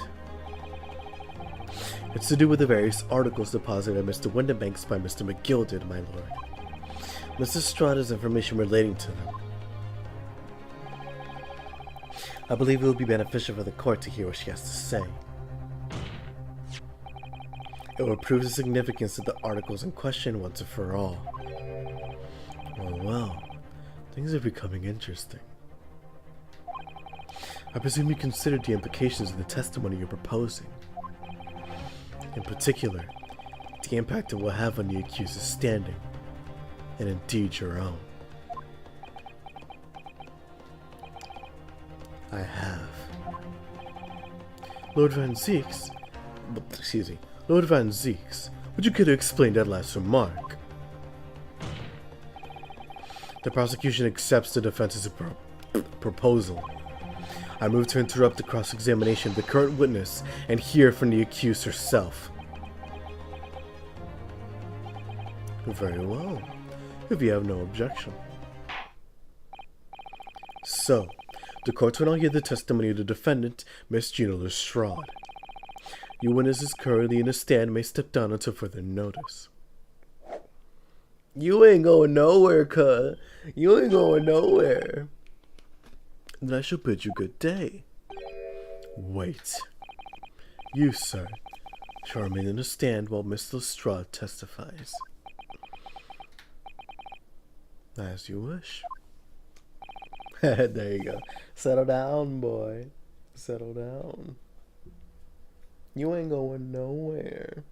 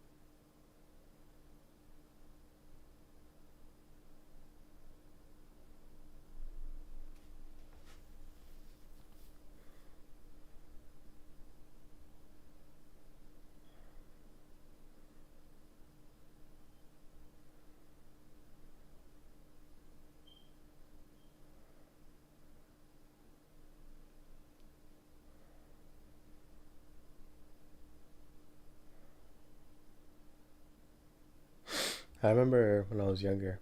It's off topic, but I was just looking at something. I had the hugest like crush on Dove Cameron. Like it was crazy. And it was wholeheartedly because of Liv and Maddie. That's the only reason. I did not watch Descendants. I did not gaff. It was 100% because of oh well, her and Sophia Carson too. But yeah, no, it was because of Liv and Maddie 100%.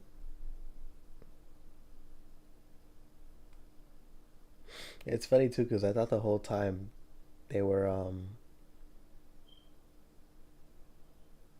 what was it? I thought it was twins, but no, it was just one actor. It was her herself.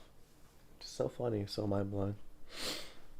But when you're younger, you have a bunch of crushes like that, like just like actor crushes, or even like animated character crushes. I know, like it's that video of Jack Harlow talking about his his his crushes, his animated crushes. Talking about some. I used to watch the Rudolph claymation series. He used to get me bricked all the time. Like, he was really wild for saying that, bro. He used to get me bricked the whole time.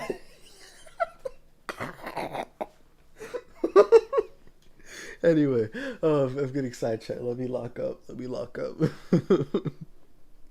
All right, Gina. All right then, Gina. It's time. I know this will be hard, but please put your faith in me here. Good luck, Bruno. You really notice the difference between her and Suzuto, between Iris and Suzuto. How like Suzuto is definitely more composed and more calculating. Like she's definitely paying attention more analytical. She's still a teenage girl. There's no doubt that like she still has like some random outbursts or just random dialogue. Iris is just a 10-year-old. Even though she's super smart, super smart, we've seen that countless times. She's just a kid. Like she's not here to be a lawyer, and that's not her profession.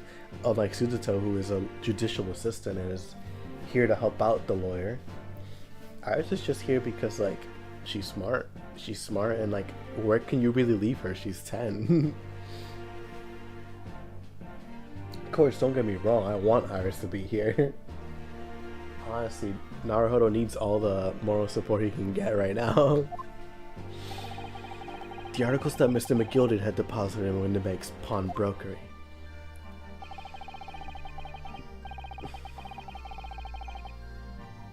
Are intimately related with the omnibus case, the trial of which was heard in this courtroom 2 months ago.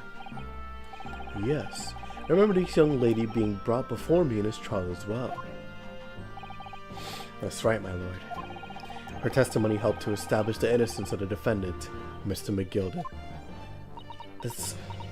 There's gotta be something wrong with me. The fact that Duff Cavan and Jack Harlow woke me up. Oh wow. Okay, whatever. Weeball. The omnibus case was intriguing to say the least. And now here we are, all again. The same players in the trial facing each other once more. A twist of fate, perhaps, might have been his friend.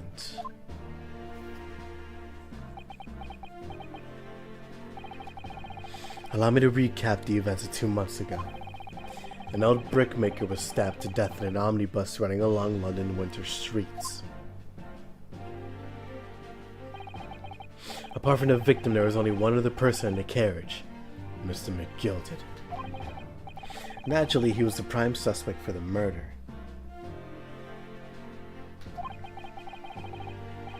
I'm summoning the prime evil. I'm summoning the prime evil. I'm summoning the prime evil. The prime evil. I'm summoning the prime evil. The prime evil.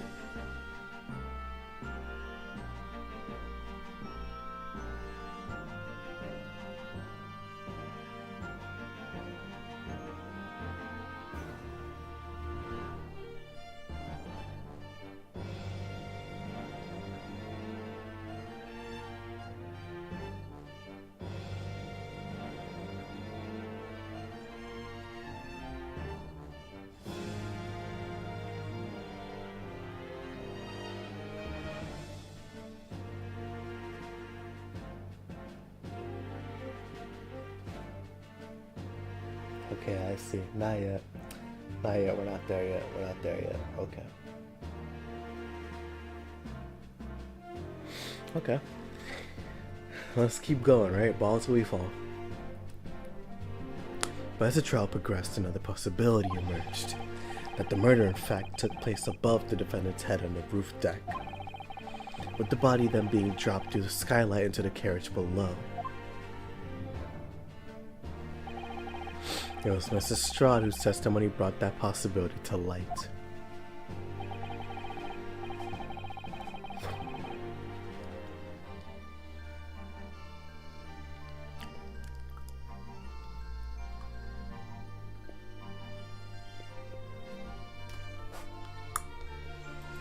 How many? Let me see.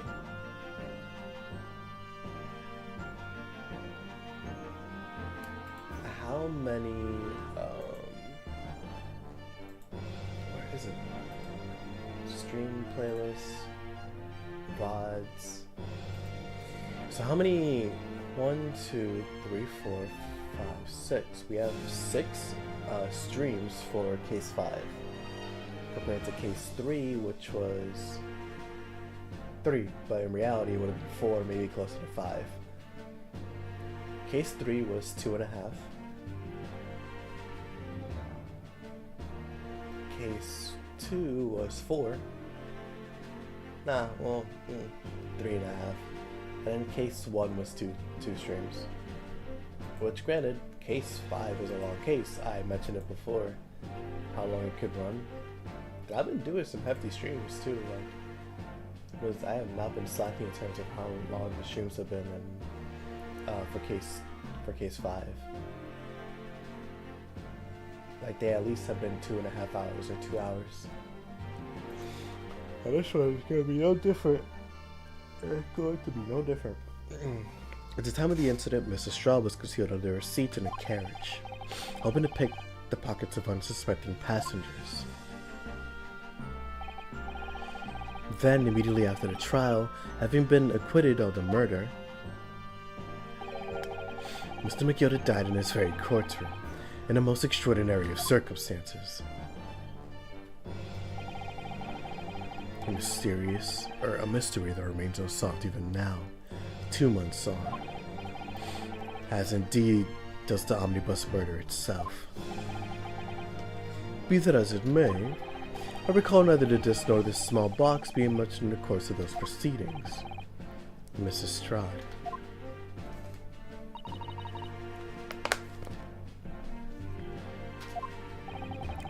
Would you tell the court now, please?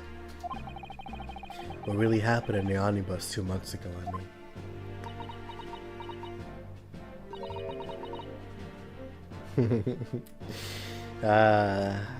Play it hard to get. Play it hard to get, but at the end of the day, the day ends. Oh, cheesy. Wow, I didn't even read the last part. I don't know what you mean. Oh, he said, oh, well, I know. What about everything you told us yesterday from inside your prison cell? Well, please, Mrs. Strahd. It's extremely important. But remember, little girl, if it transpires that you willfully withheld information in the trial 2 months ago, the Home of Office will seek to prosecute you for perjury. And naturally, you will lose all credibility as a witness. Although, let's face facts, you have little credibility to lose. He's right, and that's not a good thing, but he's right. At the end of the day, what do we care whether she has credibility with the jurors or not? When she barely has any, they keep judging her for being a pickpocket.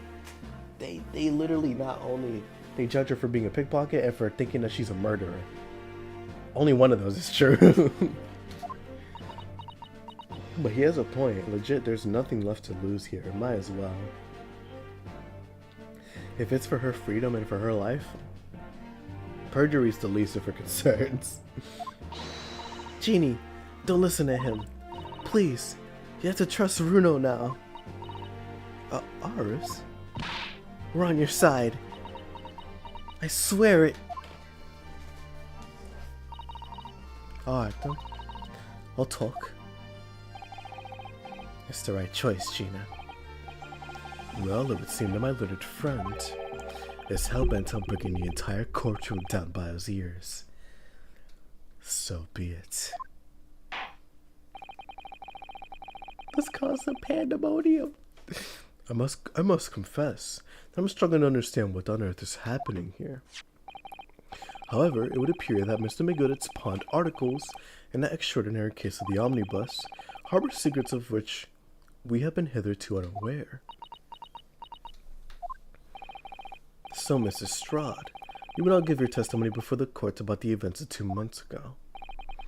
You will reveal the truth, a commodity sorely lacking in your original statements. This is it then. Everything's going to come out. Like Van Zeke said.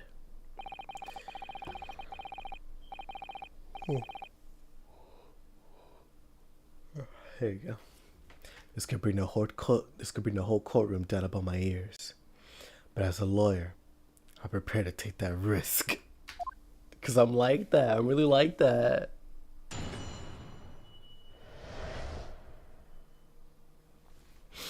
The real truth of the omnibus case. What are you still doing here?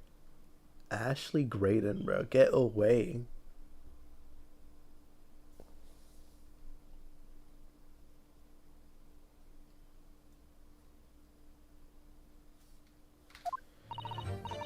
Truth is that Brickmaker Cove was in the cabin of the omnibus the whole time.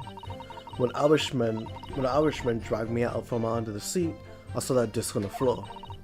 All of a sudden, I heard a scream from over my head, and I put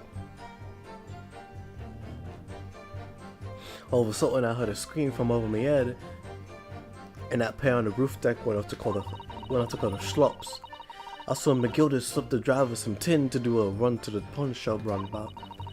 He threatened me not to snitch, not to say nothing to no one about what I had seen or heard. Well, I was much sure than I thought it'd be.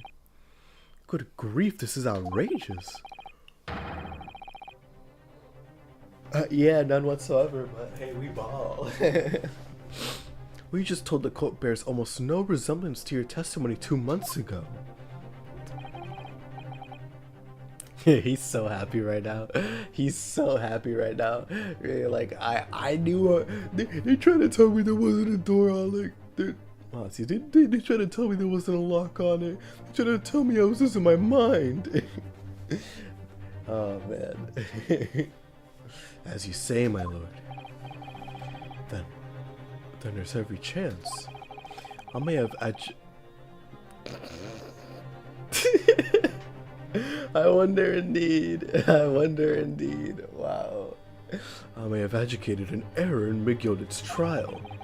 Sounds very much to me as if the man deliberately deceived his court in an effort to cover up the most wicked of schemes. Without doubt, your lordship is correct.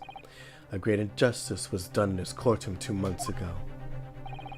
The actions of the accused in his trial, of this witness, of my learned friend, are entirely inexcusable. You can go ahead and blame me. I'll take it on the chin though, since I get it punched. Teasy, sorry.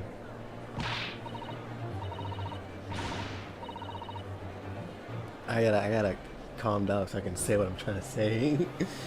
I was gonna say, sometimes you gotta get punched in the jaw to fully like lose the stars in your eyes, you know, like there's a saying, well, not a saying, that was the saying. Let me see if I can find it to the absence of evidence. Sometimes.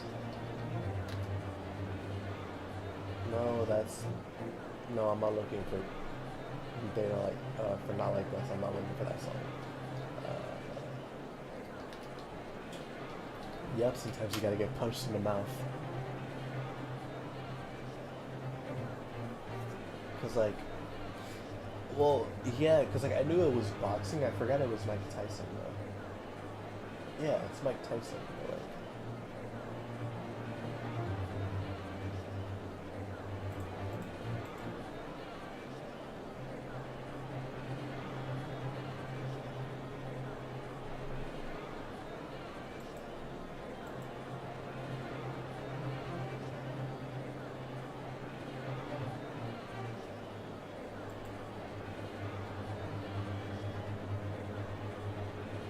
yeah, but the the gist of it is just like sometimes you gotta get punched in the mouth, and not in like a violence oh, like you gotta get punched in the mouth to make sure you come correct.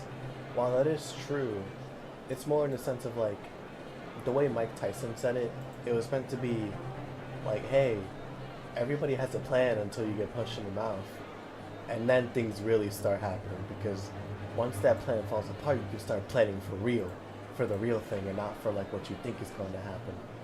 Because at the end of the day, like legit, it is true. Sometimes you gotta get punched in the mouth, because then that's when the real game starts. It's like in sports, right?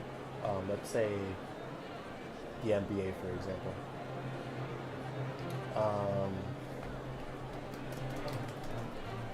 Sorry, I'm trying to focus on the chorus so loud. The series doesn't really start until both games lose one game. So, like, let's say, I don't know, for some reason, the Bucks and the Pistons are in the series, right? Whatever. Like, I don't think the bracket or the seeding is orchestrated that way right now for it to happen. But let's just say for hypotheticals, or for hypothetical sake, those two teams match up. It's not a series until both the Pistons and the Bucks lose a game, because both of them got punched in the mouth. That's how it works, you know. Like, you gotta get punched in the mouth to fully start. You gotta face adversity to know what's it called, how to win. That's the long and short of it. Anyways, let me go back to what I was doing. I don't believe it. The whole trial was a farce. It was all lies. That McGill fellow was rotten to the core, just like that pickpocket. Don't forget that lawyer from the East. We were all in on it together. That is cap. Oh, you're wrong, the lawyer. Mr. Nawahodo, the lawyer there, he ain't know nothing about it. Humbug.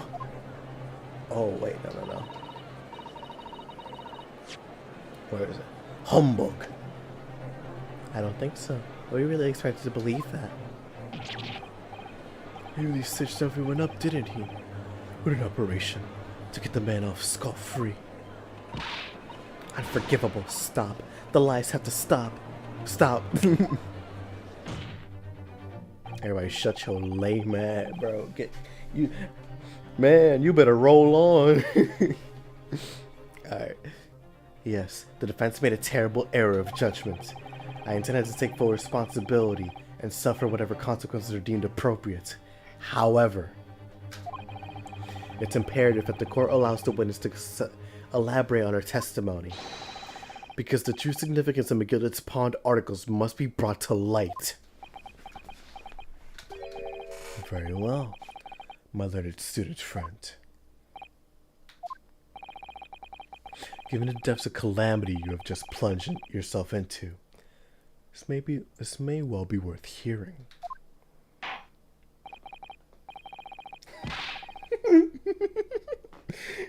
Words fail me. The situation is utterly deplorable. Mr. Naruhodo. Yes, my lord. I will decide upon your fate following the conclusion of this trial. Of course, my lord. Ply me, Mr. Naruhodo. Mr. Naruhodo. Now, counsel, proceed with the cross-examination, or you're fired, or you will be hung. The real truth of the omnibus case, almost like 20 hours later into the game. How many speaking of, actually, how many hours do I have on this game? I haven't even looked. Let me close it. I have 52 hours. This is easily going to reach 100 hours for me, Cause like look at it like this, right? Where is it? Where are you?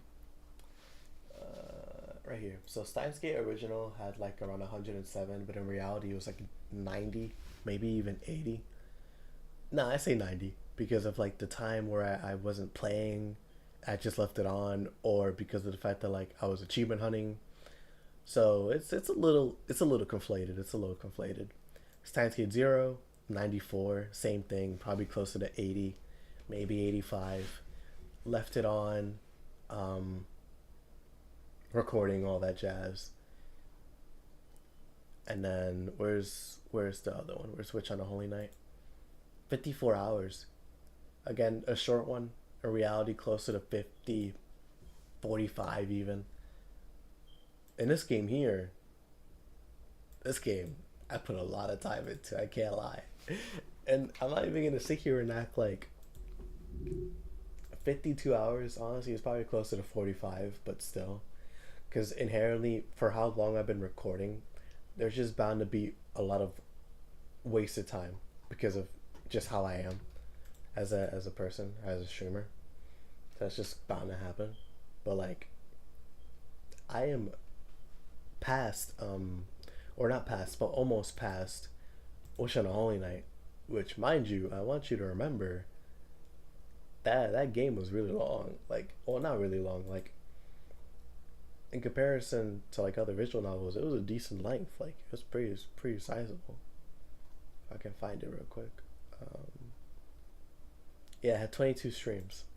But I also do want to mention, like, these Wish on the Holy Night streams were not long at all. An hour, hour and a half, 2 hours, hour and a half, 3 hours, almost 2 hours, hour, 2.5 hours, barely 45 minutes, an hour and a half to almost 3 hours, hour and a half, almost 2 hours, 2.5 hours, hour and a half, barely under 40 minutes, 2 hours, 10 hours. Honestly, this Witch of the Holy Night would have been the Great Ace Attorney size if I just played it better. Like, legit, if I just played it better. But that's a whole nother story. Because we can't be serious having a 40-minute stream, bro. That's not... Ew. Like, yuck. I'm never doing that again. Like, that's disgusting. The real truth of the omnibus case. Truth is, the brickmaker Cove was in the cabin of the omnibus the whole time. And you were hiding in the cabin at the time as well, weren't you, Mrs. Strahd?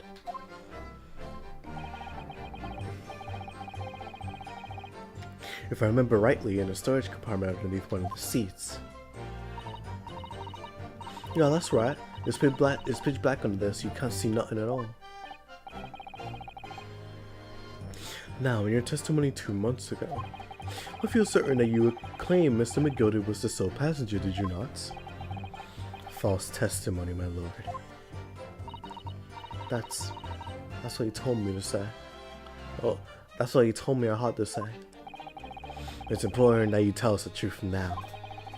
Where are Mr. McGilder and the victim acquaintances? I don't know. But I did hear him talking a lot. What were they talking about? Or what were they talking about? It's so funny. She's really so short. She's like 5'1". So cute. Well, I can't hear too well, but if I had to say... Oh, I'm getting a phone call. No, I'm not. Never mind. That was just a notification. I wonder why, though.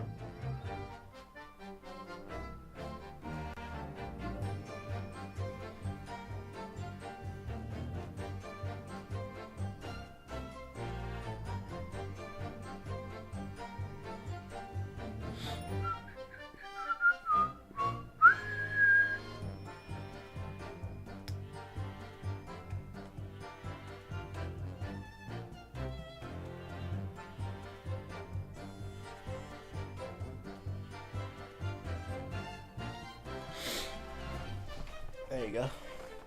I think it was about money or something. I kept talking about buying and not buying. Perhaps business dealings of some kind. Well, anyway, they got louder and louder, so it sounded like a proper fight. I was pretty scared by them. All they dared to breathe.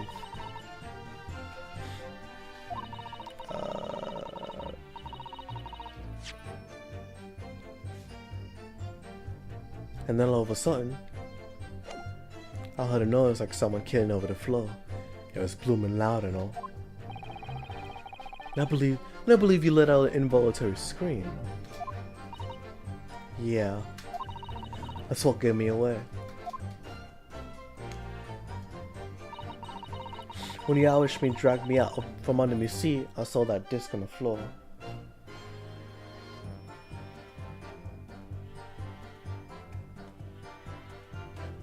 Hold it! Was the disc he saw this? Yeah, I reckon it probably was. It was right next to the cove lying on the floor. Could this disc belong to the victim, perhaps? I don't know, but McGilder picked it up as pretty smartish. And then he set the cove with the knife in his belly up on the seat.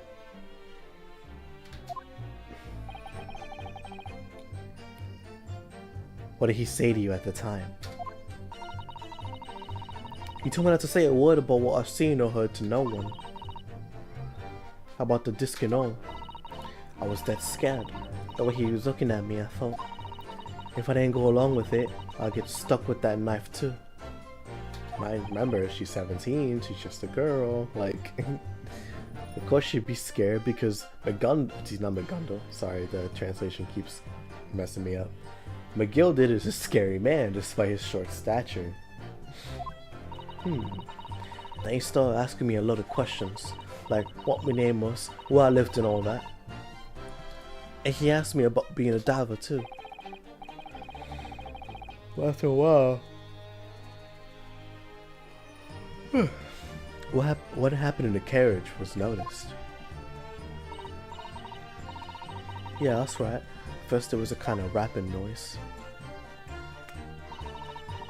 Out of a sudden I heard a scream from over my head, and that pair on the roof deck went off to call the slops. What are they called? Slops? That's so weird.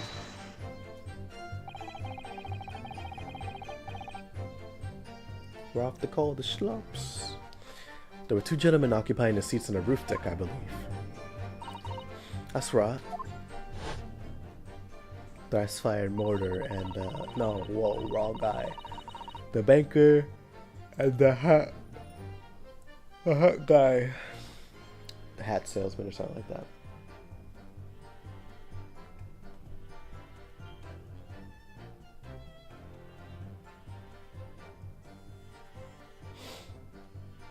There you go. They must have looked down through the skylight and noticed the cove with the knife in his guts. When he screamed, the driver pulled up the horses and McGilder got me out of sight.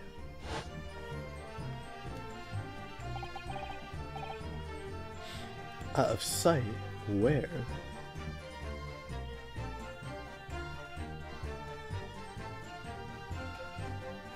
There you go. Back under the seat where I started off. Once the carriage came to a halt, the two girls from the roof ran off to fetch the slopes. They immediately left to fetch the police. It would appear they were entirely unrelated to the incident.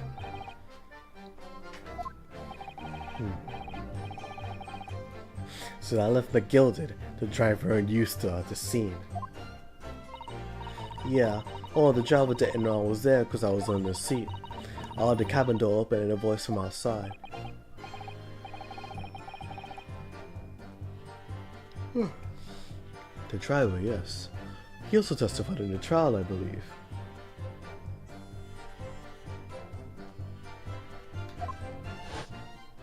Yep. Oh, shaky loud. A judge who went by the name of Beppo, if my memory serves. What did McGilded and the driver say to each other? I don't know what happened and stuff like that mainly. That's when McGilder slipped the driver some tin to do a run to the shop around. Whoa. Chill out, bruh. Keep your head up, bruh. Remember, always call me when you need me. Hold it! A pawn shop obviously being Windibanks on Baker Street.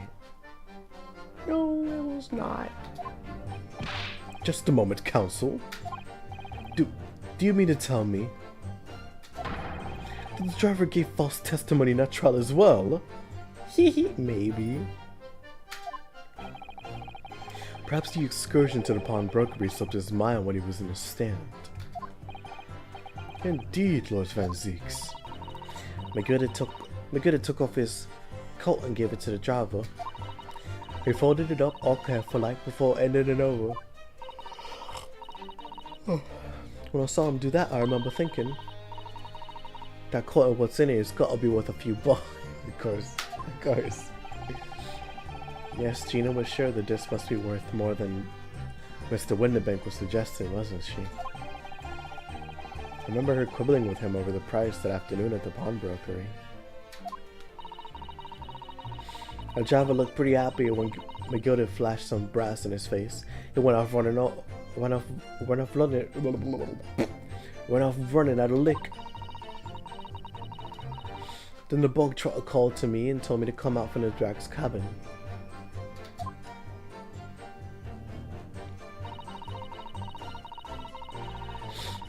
He threatened me not to snitch, not to say nothing to no one, or what I seen or heard. Hold it! Threatened you how exactly? Told me I'll only be able to escape her if I did exactly what he said. Which you could have given false testimony in court 2 months ago. Yeah, that's it.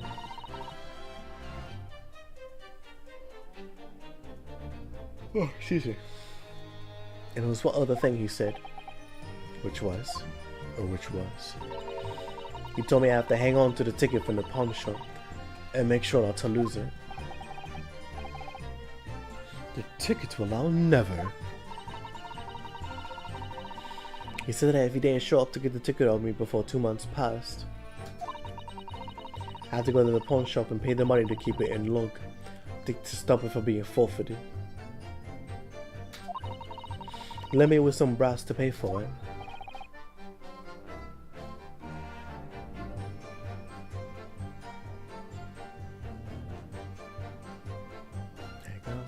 But really, why on earth would Mr. McGilda have done such a thing? Depositing his overcoat with the pawnbroker before the arrival of the police. It makes no sense. Well, that's the thing, because you never had to throw away the blick. You never had to throw away the blick into a pawn and scratch off the serial number. Hell, I never had to do that. I'm not like that.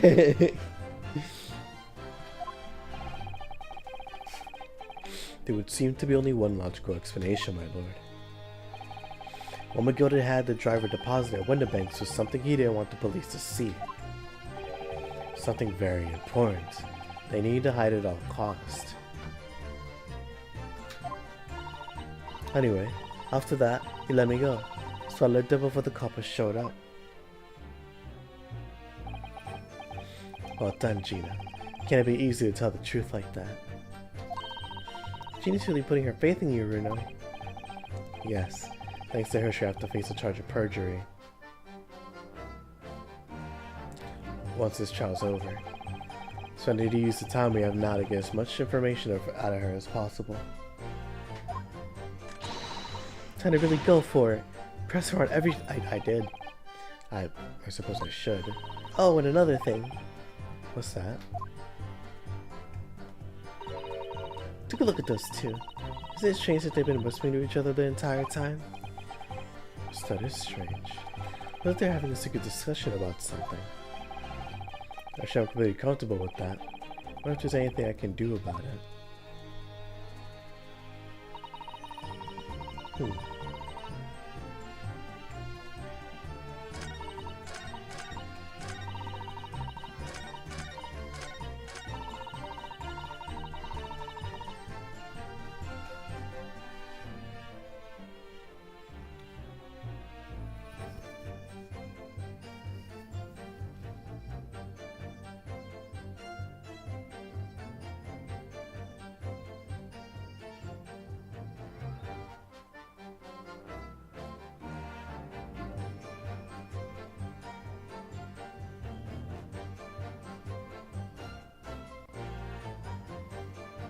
Hmm. Okay, I'll give it a try. I'll see what this one specifically. Hold it!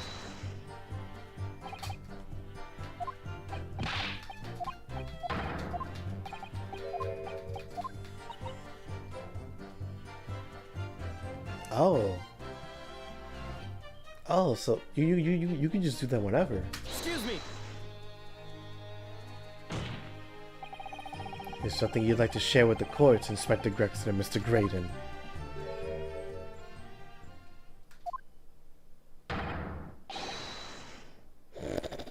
Oh wow, okay. We pulled out that animation too. Goodness gracious. Alright.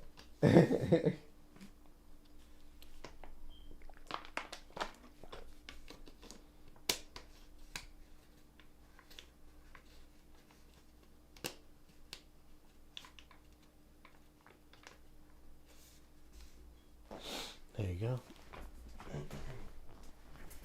Inspector, Mr. Graydon. What the? Hold on, I gotta get it right. Blimey, you trying to give me a heart attack? I've been whispering to each other for quite some time now. Tell us, what's this discussion about? Discussion? What's this, fella? Pull the other one, sunshine. You think I got anything to talk about with a shady jet like this?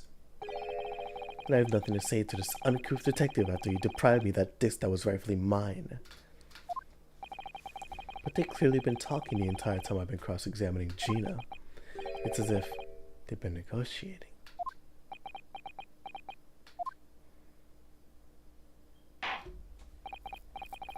Thank you, Mrs. Strahd. Thank you, Counsel. I've heard enough.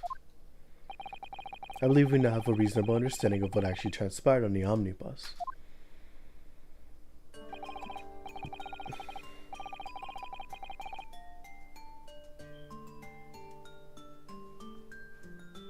There you go. It would appear that on the night 2 months ago, a negotiation was taking place on the omnibus. Oh, fighters, wow, okay.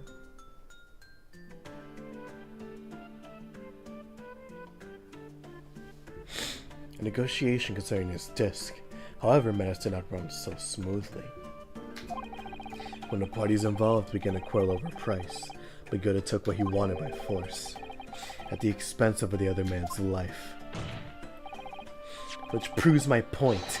The disc is clearly extremely valuable in some way. I don't understand why as of yet.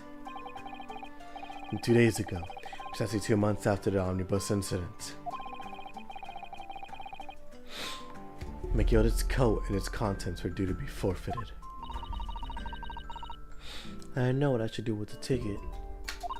I mean, Okolv died right after this trial. I knew that. So you decided you would try to claim the articles as your own. Well, why not, eh? They were gonna be forfeited. Why shouldn't I have gotten them? Anyway, you can't blame me for thinking about it. Thinking ain't no crime. Of course. Sure, Mrs. Strahd, sure. Mrs. Strahd, it would appear Mr. McGildy was prepared to kill in order to take possession of this disc. Do you know where that would be? I ain't got a clue. But I reckon it must be worth a fair bit of brass. We were probably gonna sell it. And you can't blame me for thinking that. Thinking ain't no crime. My lord. My lord, my lord. The evidence your lordship requested has been located and is ready for the court's inspection, sir.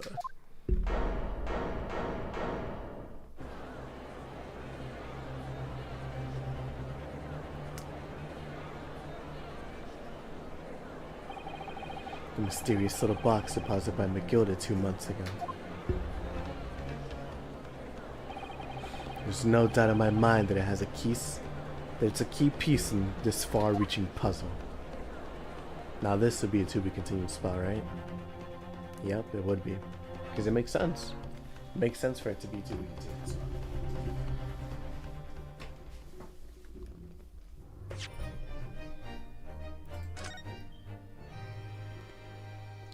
Let's save right here.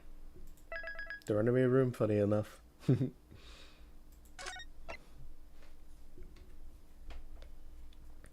going for like 2.5 hours now. Yep. And usually this would be a good stream length. If anything, this would be a good stopping point, period. But I don't want to. I do not want to stop. Which is bad because it is late and I am tired. But I want to keep going. I don't know if I'm going to be able to finish this case in this stream. Because, I mean, to be fair, I don't remember how much is left. Judging from Nico B's playthrough, there's like at least like 5 hours left. Depending on how I play it. Granted, I have no shame. I'll use a guide if I need to. I don't really care. But nobody in the stream yet, luckily. But yeah, honestly, I'm just down to keep going. Like, I don't know how long. I really don't know how long this will keep going, but I want to keep going, so.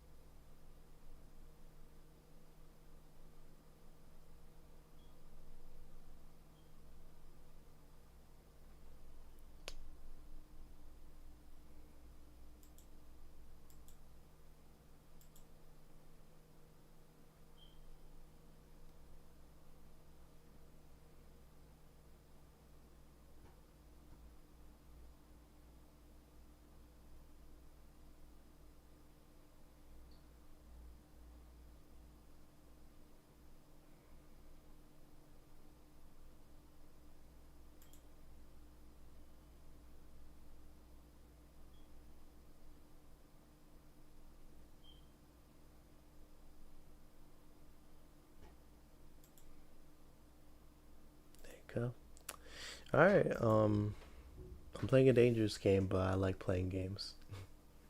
That was corny. Let me just keep going. Let me just keep going.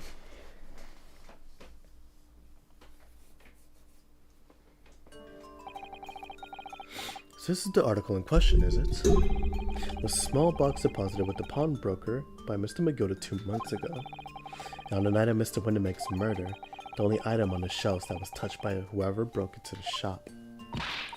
Quick, let's open it and see what's inside. It's pretty easy to tell, isn't it? Pretty easy to tell what it's supposed to do. Good gracious, this is no ordinary box, it seems. A bocular horse.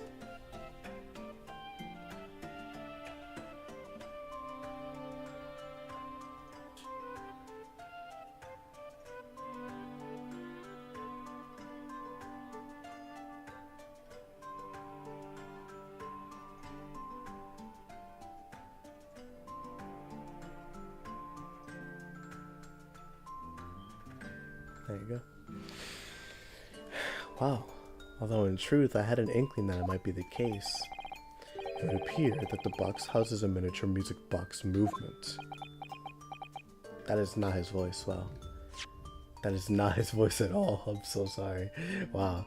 It would appear that the box houses a miniature music box movement. Then, is it too much to expect? I think it would be reasonable to assume that it's a device to play back in the disc, my lord.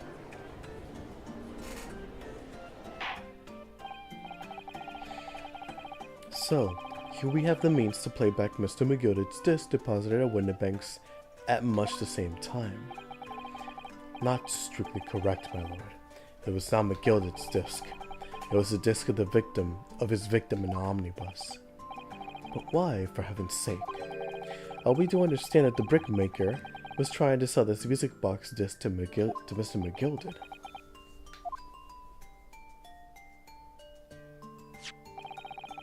I believe the answer will become clear if you listen to the music on the disc, my lord. Very well. Let the court now listen to this curious disc at last.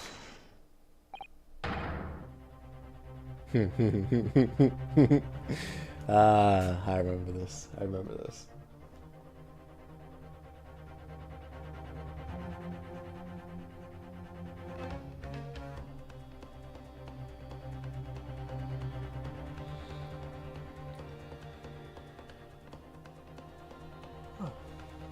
Okay. Wait, my lord. Good grief, what's the meaning of this, Inspector? The music box and the disc are, well, they're unrelated to the case.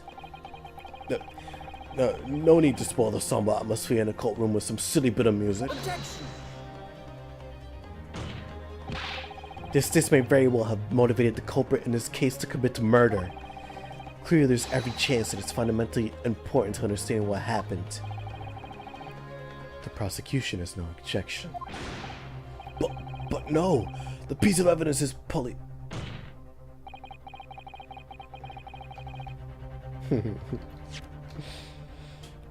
But no! The piece of evidence is police property now. You can't... Clearly, Scotland Yard has some vested interest here. But it is policy of this prosecutor to leave no avenues unexplored. And you, Inspector, have no jurisdiction here to prevent that from happening. No further delays, please. Play the disc.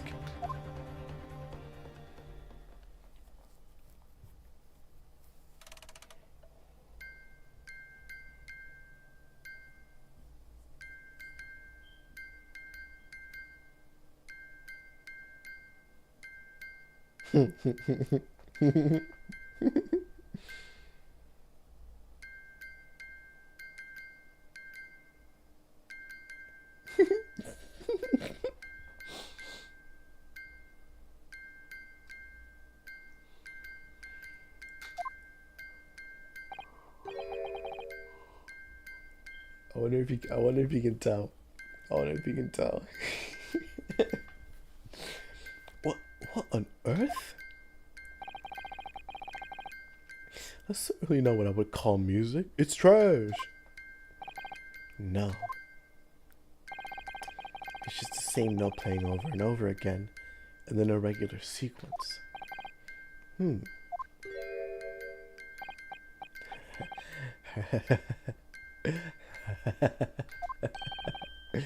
Mr. Graydon? This is really priceless. After all that, the music box is broken. Broken? It can't be, can it? Well, obviously. If I don't want to be surprised.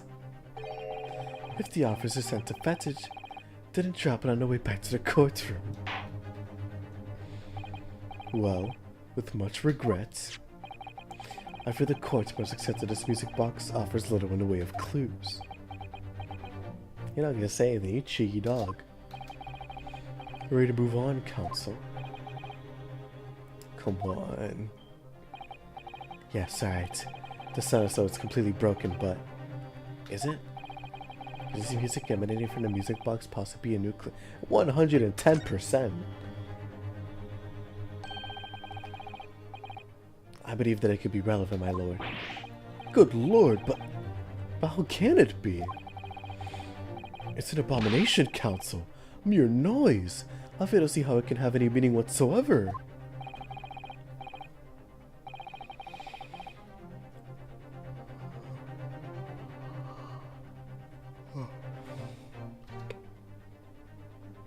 It does sound strange, I agree, but there's one thing bothering me. While Graydon stands there chortling victoriously, the inspector beside him has a rather telling expression on his face. It's as if Gregson recognizes the sound, as if he's familiar with it somehow. That's making him appear extremely on edge.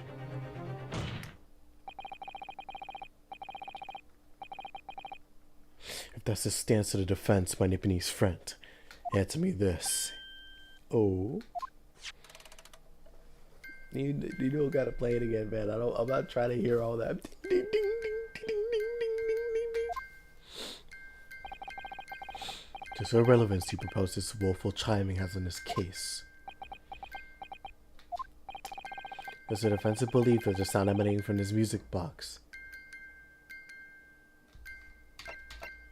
If you're watching this VOD, can you guess what it is? If you can't, the game will explain, of course, but like,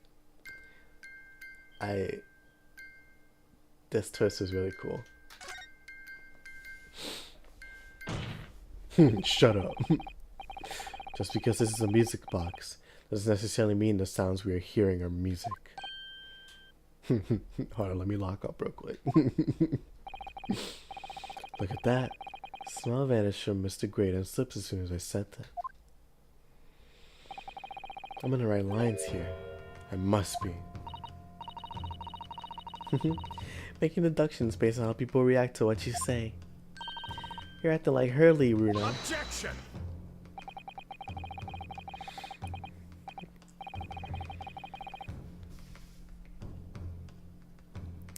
The sounds we're hearing aren't necessarily music. Well, now that you told us what they are not. I'm sure the court's about to hear what they are. Do enlighten us, my Nipponese friend. Oh, well, you know, just something of the case happens to be. Surely you have an idea in mind. Because if not, it will be death of your ill. Yeah, learn how to finish your sentences better, man. You really gotta learn how to finish them better. Oh my gosh, this dude is so funny, like.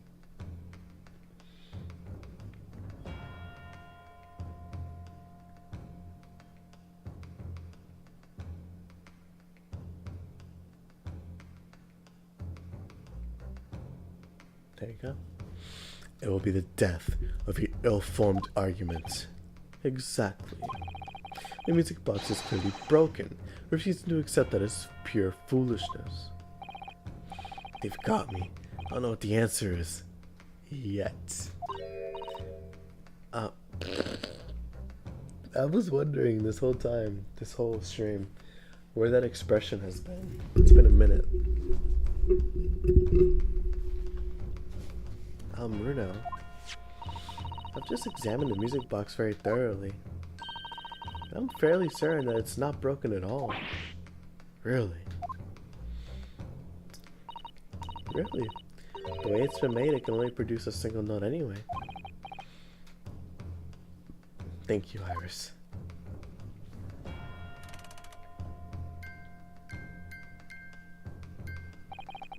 Alright, well, if the music box isn't broken, it must mean that the sounds it's producing have some significance that isn't musical.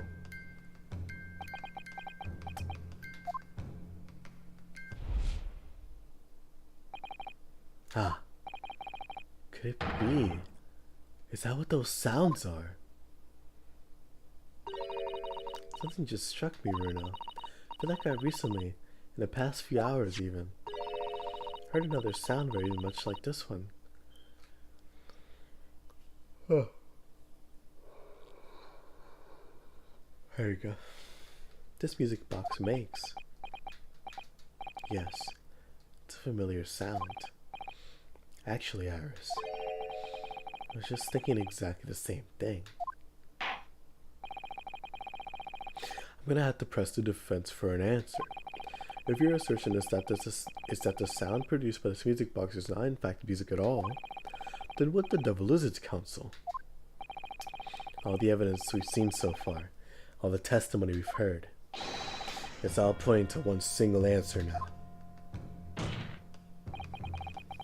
The prosecution demands that my little Nipponese friend presents proof now. Tangible proof of the latest wild speculation. Alright then. This could be the best chance I'm gonna get to fight back in this trial. And if I'm right, I'm going to join all the dots together, but the evidence that explains the true nature of the sounds on the music boxes.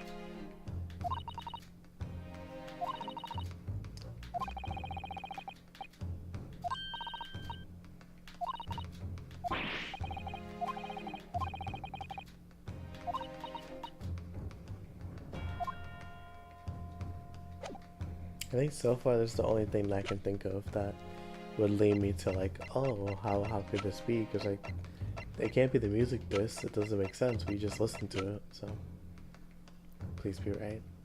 Take that! Today's paper council.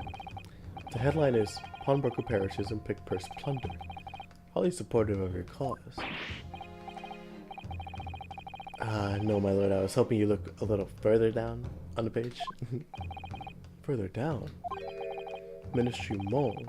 Classified secrets may have been leaked overseas from Ministry of Justice. Yes, this is a very serious matter, being investigated at the highest level, I understand. Or to the highest level, I understand. I have heard that the international... I have heard that I can't talk. For this.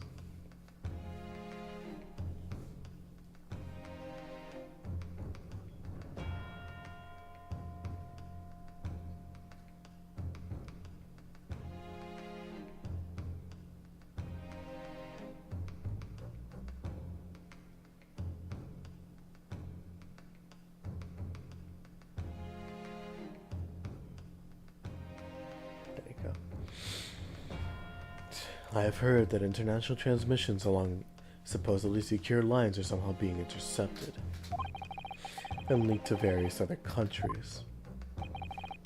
And presumably, those transmissions are in the form of wire telegrams. Of course. Juror number 5, your input please.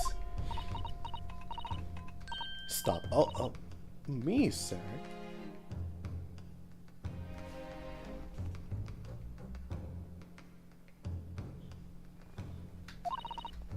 Whatever is the matter?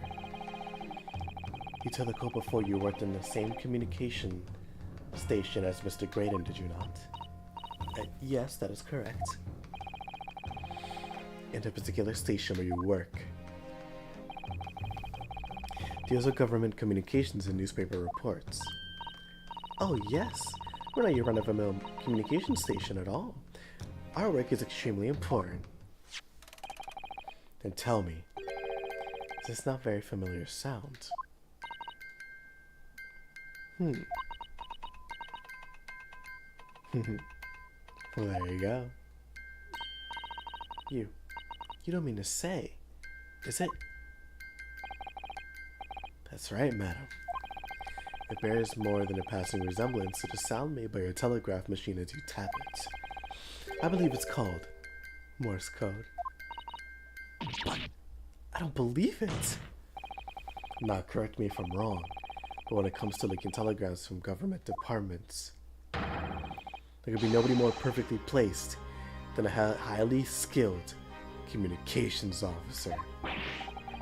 Are you suggesting that the music box disc contains stolen government secrets in Morse code?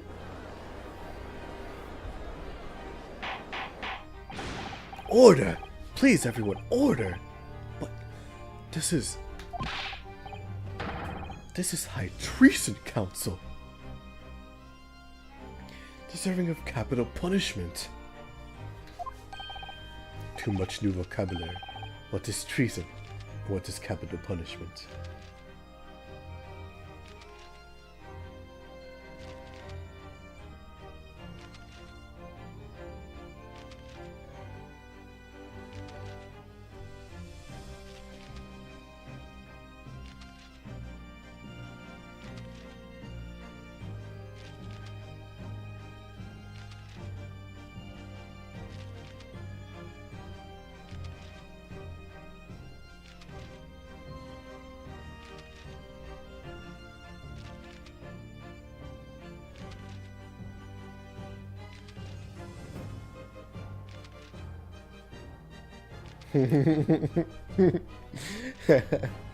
Sick references, bro.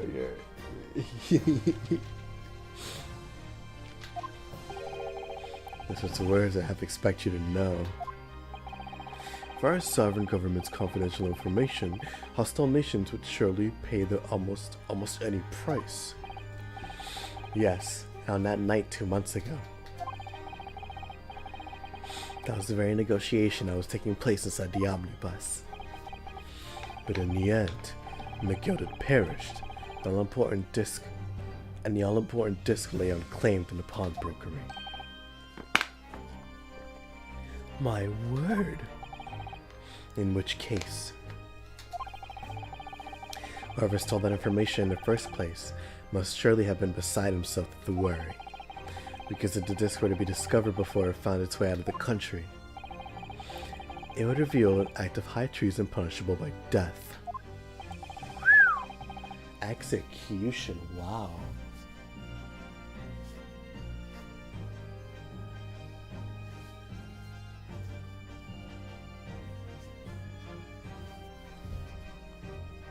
Oh, that is crazy. So the culprit had no choice but to retrieve it. And in order to do that, you have to gain entry to the pawnbrokery illegally in the middle of the night. Because the article left behind by Mr. McGilded would incriminate him too much if it got into the wrong hands. Isn't that right, Mr. Graydon? Oh, don't be accusing me, brother.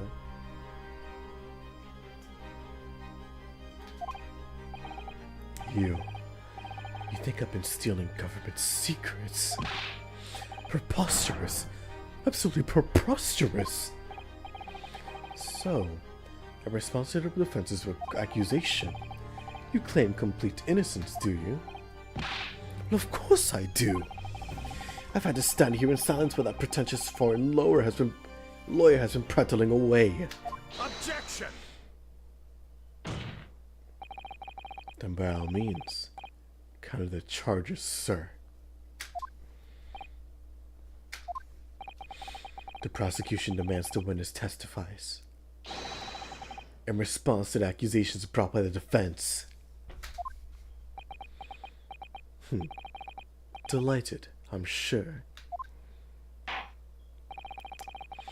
The witnesses are reminded that the crime under scrutiny in this trial is the murder of the pawnbroker, Mr. Windibank. That being a most flagitious offense for which the law of this land sanctions a capital punishment. But the heinous act of high treason is no less serious a crime. I urge you to bear that in mind as you testify, Mr. Graydon. So then, let us proceed.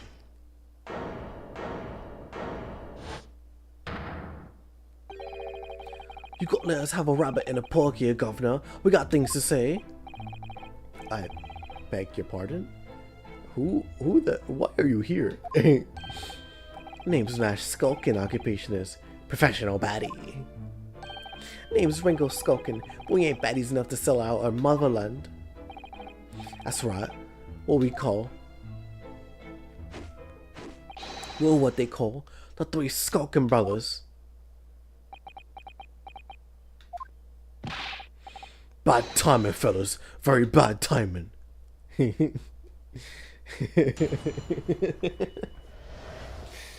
Graydon's counter. Okay. Let me see how long have I been going for now. Almost 3 hours. That's pretty good. A mere communications officer couldn't possibly steal. I would say that. I would not say that. Okay, let's do it. First 3 hours stream in a minute. Or at least, I think so, I don't remember. Almost a month, yeah.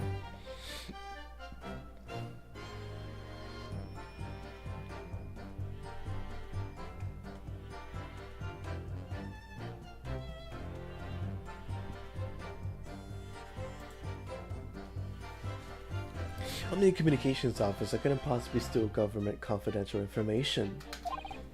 Besides, the sound produced by the music box not even Morse code. It was some low-class brickmaker negotiating with McGilded anyway, was it not? I have no relation to the man. Look, all we've done is broke into the gaff the other night, like we were told, like what he told us to do. If we known there was dodgy government secrets involved, we wouldn't have touched it.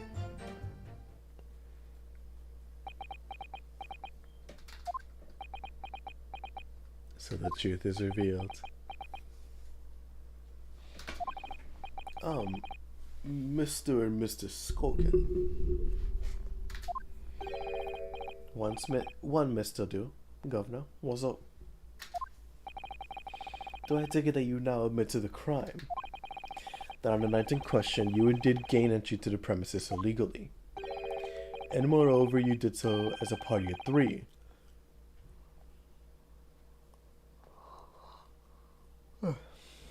In collaboration with Mr. Graydon here. We sure did. We did, Gov, we did. What a bunch of sellouts, I love it. Quieten down, please. What say you to that, Mr. Graydon? I have no idea what these 2 ruffians are referring to. You little rotter, getting us mixed up in all this monkey business. You never said nothing about no government secrets. It was supposed to be a straight up job. And what about the geezer whose shopper was, eh? Poor old bloke didn't have to die, did he? Nice to know who your friends are. Whatever these men say, I deny the accusations. Indeed. Well, I certainly wasn't expecting this little music box to become so significant in a proceeding. However, as it has, I'll admit it into the court record as evidence. Strange music box only appears to be able to play with a single tone. It was deposited at Wyndham Banks 2 days before the Black Overcoat. A small music box has been entered into the court record.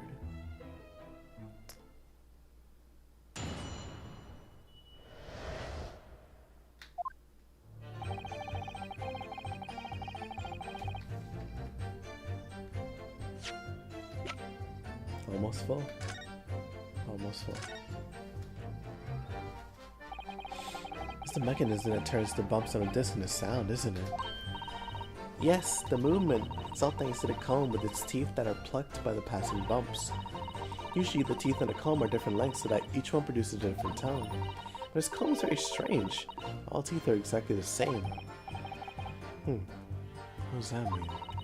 It means no matter which tooth is plucked by the passing bumps, the music box will make the same sound. I've never seen a music box like this before. Yes, it is strange. Music box that can only play a single note. There's some strange significance to that, surely.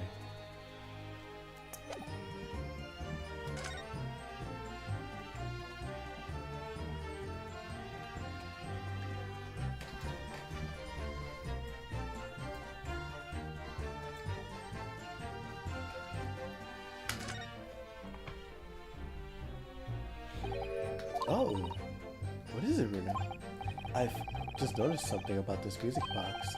Looks like the bottom of it opens up as well. You're right. Well, come on, then. What are you waiting for? Let's open it. Alright, then. Here goes. Look at that. There's another movement on the other side. So what does that mean? You set another disc to play on the back side? Yes, I think so. Looks like these 2 movements are linked together. They're linked.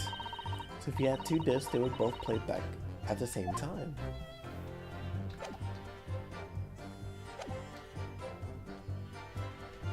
Hold it! So is the newspaper headline accurate? Government communications are being intercepted. How could I possibly know? What do you mean by that? Many important government communications are handled by elite, high-level officers, by specialists. General members of the staff in the station where I work will never be entrusted with sensitive information. Oh no, stop. You must say something, stop. Let me guess. Juror number 5. We regular communications station officers aren't as lowly as you're being led to believe. As a team of us are responsible for setting up and testing the telegraphs used by the ministry, and Mr. Graydon is the team leader. That's fascinating. Graydon is highly skilled operator, stop. Currently in position of idle, stop. So you had the accused was he had access to the equipment used for the confidential communications, Mr. Graydon. Well, what of it? The transmissions are always made behind closed doors so they can't be heard. And in any case, all messages are sent in ciphered. Normal employees couldn't possibly understand them. Oh no, stop. I must say something, stop. Mr. Graydon regularly attends meetings of ministry technicians and a ministry communications team. He assists them in ensuring that there are no errors in important international communications. He's received the top prize at the cipher cracking convention 5 years in a row now. That's fascinating.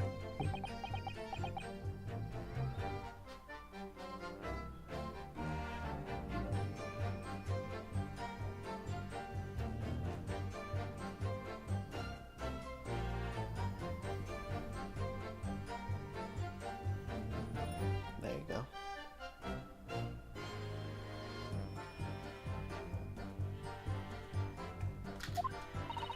Graydon is highly skilled operator, stop. Currently in presence of idol, stop. Well, your idol would appreciate it if you keep your mouth shut. She really pick her idols more carefully, huh? I tell you, this lawyer's accusations are completely unfounded. Yeah, I wouldn't say so. Besides, the sounds produced by the music box aren't even Morse code. Hold it! They're not? To anyone with a brain that would be blatantly apparent on listening to the music box for even more than a few seconds. Of course. Right. Surely it can't be that my learned friend is unfamiliar with Morse code. Ouch. Extremely shocked at my ignorance. Haha. Who are you? I'll be more than happy to demonstrate the basics for you, sir. Please do. A lesson here in the court? Morse code is a continuous series of two distinct tones. Tones, you say? Yes, a short dot and a long dash. By combining these in different ways, you construct letters.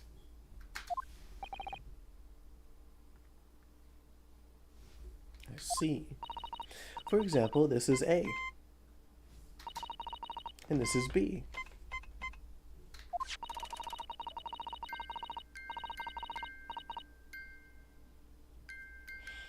When you listen to the sound produced by this music box, you only hear one tone, don't you? But it sounds familiar. The rhythm of it is the same in everything. But there's no discernible meaning to this apparently random sequence of sounds.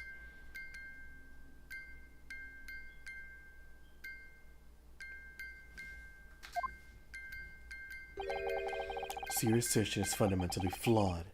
This is not Morse code.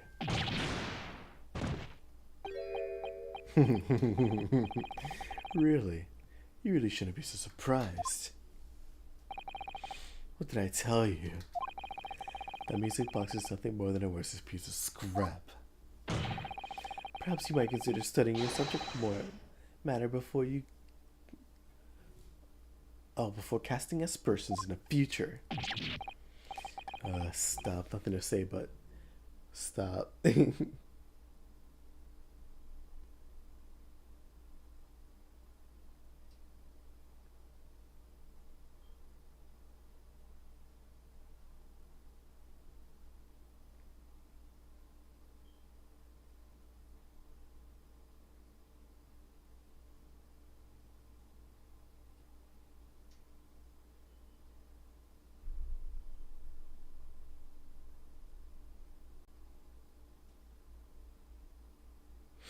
Sorry about that.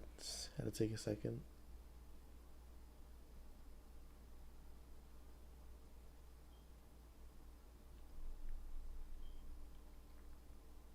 There you go. Oh, it's so frustrating, isn't it? Iris? I mean, if the government secrets were somehow being leaked using the music box, so many other things would fall into place so nicely. There'd still be something I had to consider. Would it really be impossible to use this music box sound to play back Morse code? Nope. Give it a try. Is there every possibility that this music box was instrumental in leaking government secrets? That's the belief of the defense analyst. Objection! Does it please you in some way, Moneypinner's friend, to repeat the same line of argument ad infinitum? There you go. So we can establish that to be Morse code, 2 tones are required, dots and dashes. Yes, I'm well aware of that. Very aware. Super aware. Super hot. Then what? Well, it would appear the defense's hypothesis to put forward. You're able to present your idea at once, counsel. How do you propose that this music box, which appears to produce only one single tone, could have been used to cipher secret messages into Morse code? I present to you, Judge. Behold.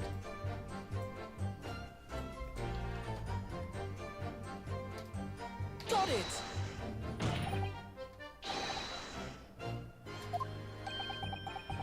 Oh, great. Thank you. Thank you. Did I have to press the button like it's... Oh, whoa. You cannot be so loose.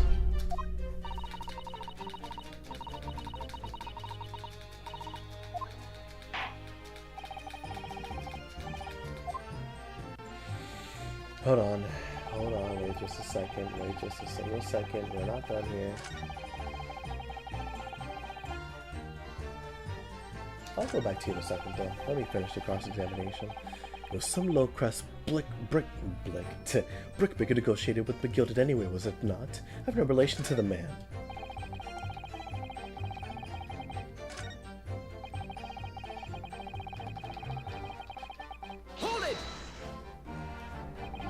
So 2 months ago in that omnibus, McGilded killed the brickmaker and stole the disc.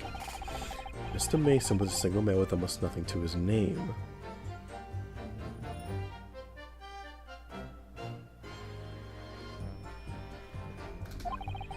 Seems he lived in an artisan quarter some years ago, but people there remember little about him. Doesn't make much sense, does it though? How would a humble brickmaker come to acquire secret government information? How indeed? There must have been somebody else involved behind the scenes.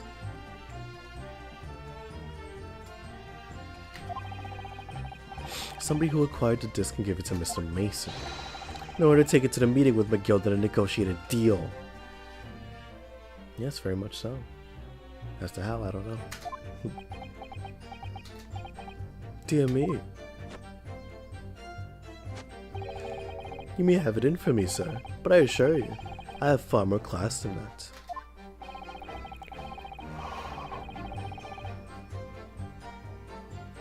Oh, there you go. Alright. An old brickmaker from an artisan quarter and this well-to-do communications officer. If only I could find some evidence to link the two of them together. You have nothing more to add to that note. Let us return to the witness testimony. Nicole, we done snuck into the golf the other night like we were told to do. Hold it! Like Mr. Graydon told you to do, you mean? I see, yeah. Who else, eh? Silly me thought we was just popping over for a natter after all them years. But the rotter had a dodgy job for us. Hey, Ash.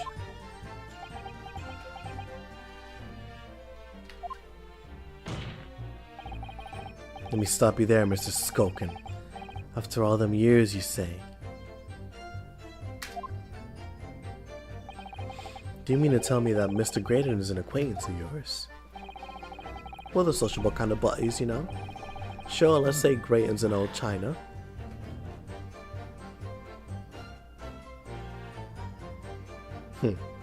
Alright, man. Excuse me.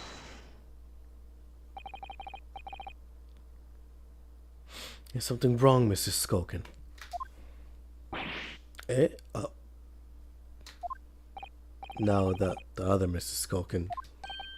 What? Who, me? When your brother was testifying just now, something seemed to cause you to react. Oh, well, I was just remember the old days, that's all.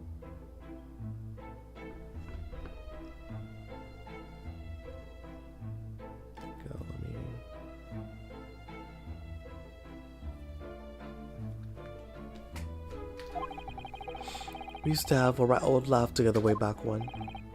Together? Mr. Graydon, you mean? Yeah, with Ash, I mean. You look at him now and he's fancy whistling a flute, and you wouldn't Adam and Eve it. When he was younger, it was part of, when he was younger, he was from poor part of town just like us. Is that so? But he was always a leery one. He always had brains, he always had the savvy. Always come up with smart ideas like what would never have gone through our heads. God blimey, ain't that the truth? Remember Milverton and Skulkin's... Milverton. Wow, Milverton. Okay. Remember Milverton and Skulkin's milk run? No, that was a cold guy. Save it until after the trial. Your reminiscing has no place in his courtroom. And neither does your fruit. Yo, chill out with the apple, bro. Chill out. Oi, the geezer asked us a question, didn't he? And we was answering. Yeah, we don't know nothing. We ain't done nothing wrong. Nevertheless, the court is now prepared to accompany you on your trip down memory lane. Counsel, can we turn our attention back to the testimony, please? I don't know. Can't about the story be relevant somehow? Yes. My lord. Yes, counsel. The brother's last sentimental statement could hold vital information relating to this case. Very well, counsel. I'll permit the brothers to supplement their testimony with that detail.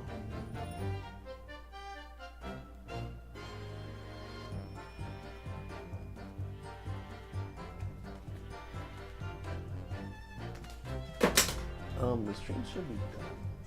Where is it still going?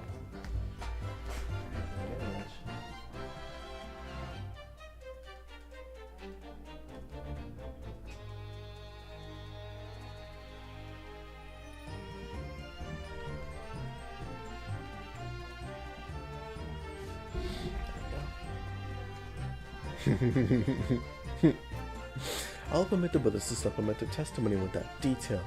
Briefly, I hasten to add. Aye aye, governor. Say no more, skulking never skulking.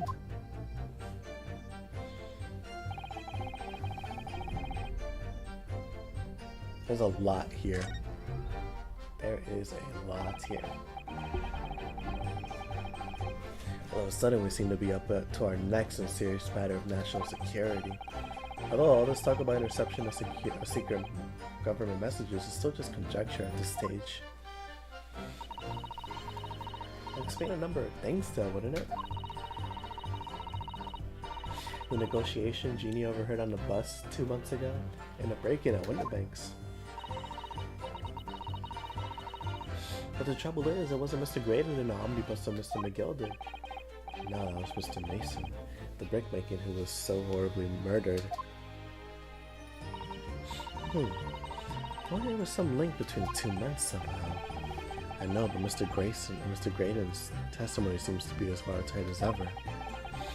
What if the key to us making headway with the cross-examination here could be those two brothers?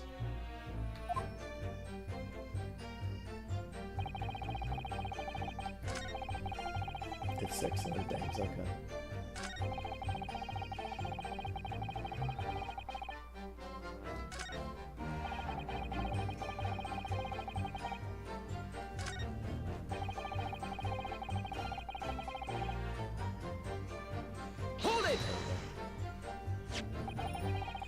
So did you know nothing about this music box? We didn't know nothing. We still don't know nothing. We ain't planning on knowing nothing about it neither. But 2 nights ago, you did indeed break into Winterbank's pawnbrokery, didn't you? In your original testimony, you said that the door of the shop was ajar and that it was like some kind of sign begging you to go in. But the truth is, you were planning to break into Winterbank's all along, weren't you? We were, Gov, we were. You're right there. Because that's what he told us to do. It was the plan. If looks could kill. And why was it Mr. Graydon's plan to break into Winterbank's that night? Did you not ask the reason?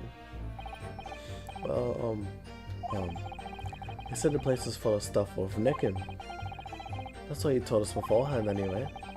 Turned out it was a lot of cobblers that didn't it? I want the best, please, I can tell you. Any case, if they know the real reason, it's just like they're gonna give it away. Milverton and Skokin's milk run. Core. Oh god, them were the days. Hold it! Sure, I'm gonna regret asking, but what exactly was that? Some kind of business? Just a little scheme we had going back when we was youngsters. A bit of fun, really. Delivering fresh milk to the locals, that's what it was all about. Sounds alarmingly legitimate. Must be some catch. Suppose since we're here, I should ask them to elaborate, but on what? What's the spell of the business name? There we go. This business was just a bit of fun, you say? And it was just yourselves and Mr. Graydon involved. Yeah, I'll see it. Milverton and Skulkin's milk run, was it? Yeah, that's it. Hey, where did the Milverton part come from? Oh right, I thought all clever cloaks like you would have worked out.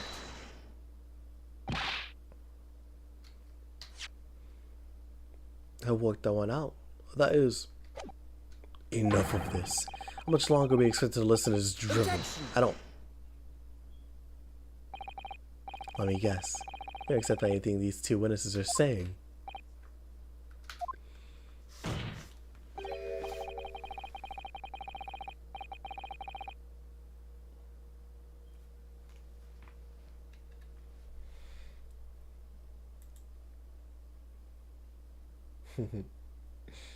Yeah, he is in BC, that's for sure. There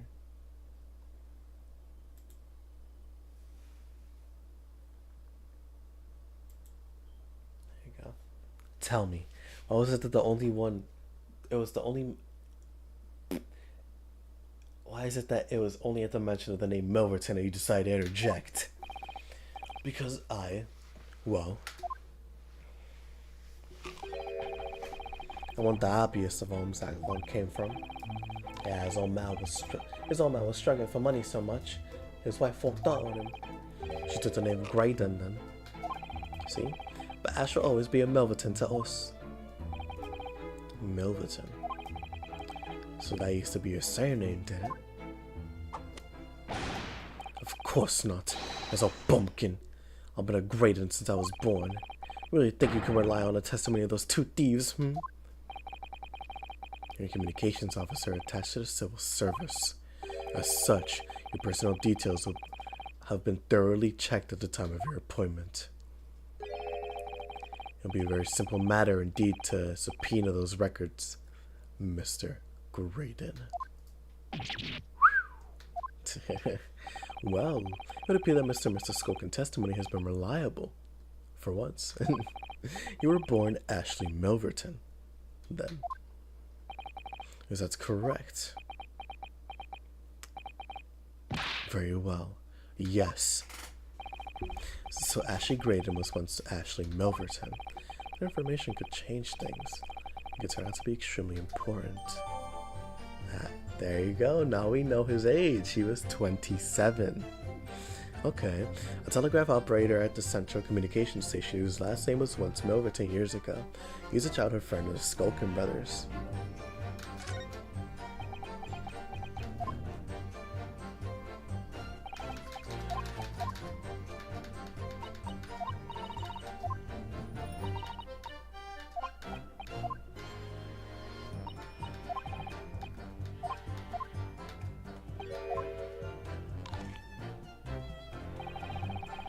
Alright, let me check something real quick. Let's see for ourselves.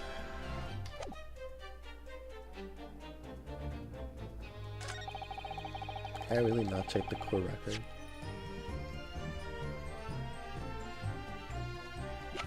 Huh. Well, I guess I have to check the blood sample some.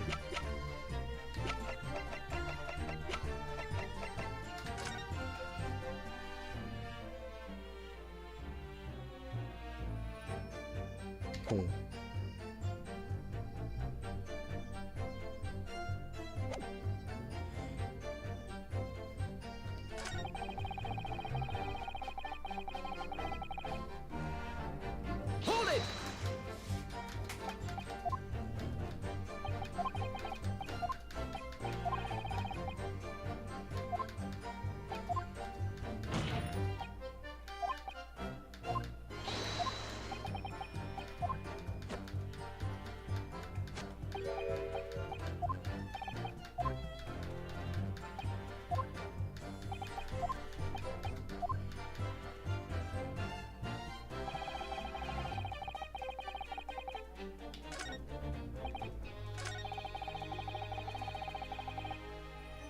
Hold it!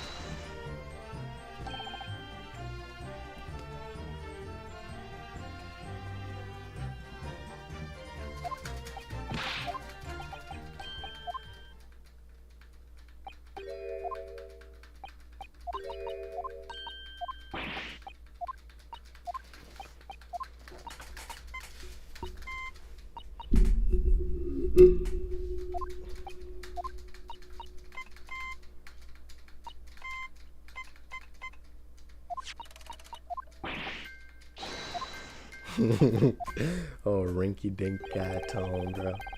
Get it out of my face, bro. Alright, almost 3.5 hours.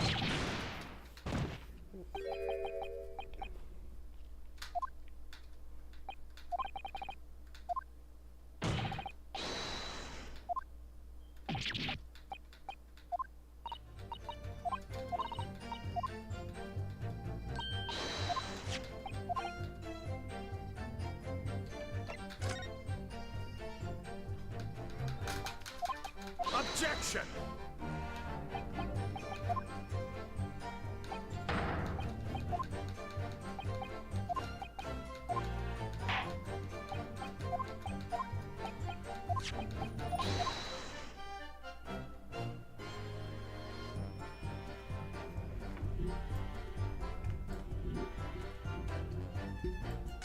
There you go. Yeah. It's annoying, but it's whatever. I pressed present instead of just opening it. All I did was just show, oh hey, there's something here at the bottom, but that's it.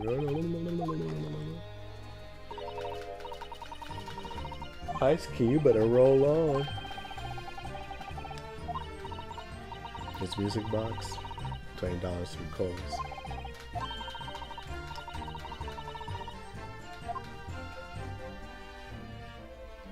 Got it! There you go. They call me crazy. I knew there was a bottom. I knew there was a bottom.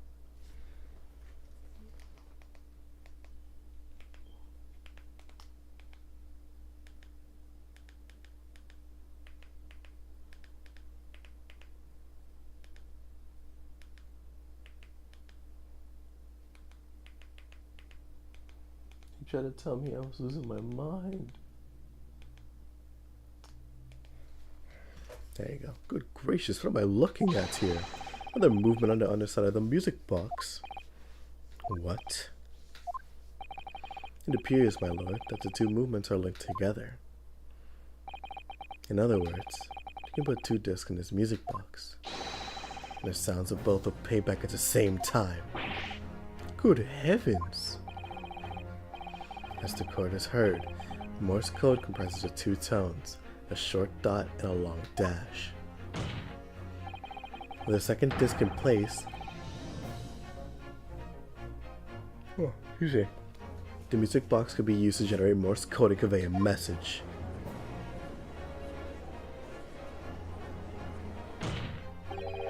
This is beyond a joke. I'm sorry. His poor excuse for a lawyer has absolutely no evidence to support his claims. No, of course.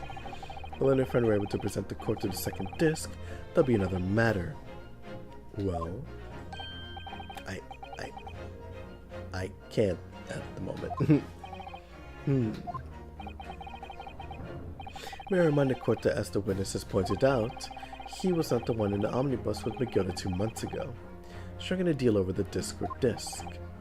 Indeed, that was Mr. Mason, the brickmaker. Exactly. I had nothing whatsoever to do with it. And there goes his theme.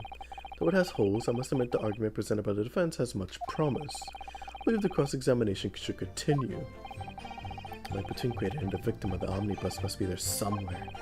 I haven't found it yet. Oh dear, looks like you need to give your argument more strength, Bruno. You reiterate your testimony if you please, Mr. Graydon. If I must, though, I maintain exactly what I did at the start of this pointless cross-examination.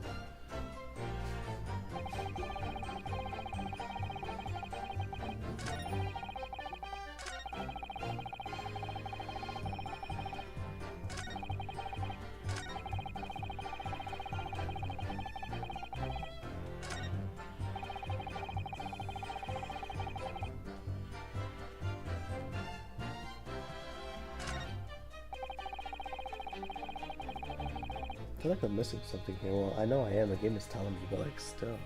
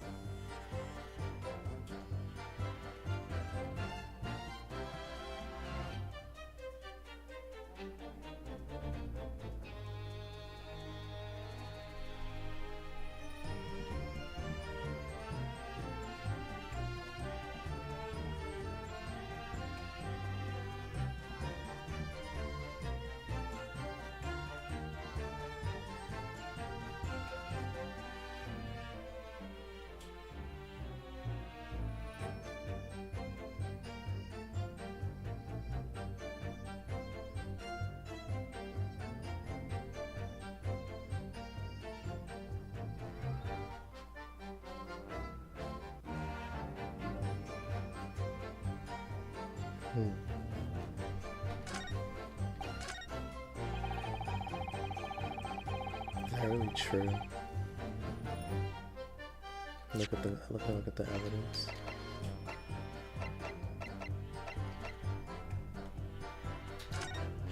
Okay. All I need to do is just look. So okay, so that of course, like, they wouldn't just mention Milverton and be like, oh, because, like, all right, let me try to explain myself. So I couldn't think of a way to find, like, oh, how would I find his name? How would I legally find his name in the evidence? Of course, why would I not think Suzuto would write down his name? It's right there. Like, of course they wouldn't just. Why would somebody call their son Thrice-Fired Mason as a birth name? That doesn't make sense. Of course it would be Mason Milverton. Like, I knew the connection, I just didn't know where. Of course, so that's just excuses. At the end of the day, I didn't know. Objection! There you go. Mr. Ashley Milverton. Tell me, Why'd you try to hide your former name from the courts? Because I haven't gone by that name for years. It means nothing to me. No, I don't think that's the real explanation at all. The truth is, you had a reason to hide that name. Explain yourself, please, counsel. I have here the notes from the omnibus case, my lord. And as we all know, the victim, the man who we now understand to have been negotiating with Mr. McGilded, yes, Mr. Mason, the brickmaker. That's right, only Mason wasn't his surname at all. It was his given name. His full name was Mason Milverton. Milverton? Do you mean to say Saint's alive? Mr. Ashley Milverton. Is it not the case that the brickmaker, Mr. Mason Milverton, was your father? I don't. As I believe I mentioned earlier, your family history will have been thoroughly checked when you join the civil service. And it really would take no time at all for the court to subpoena those records. The truth is, you have been illegally acquiring highly confidential government information and selling it on to McGilded in collaboration with your father.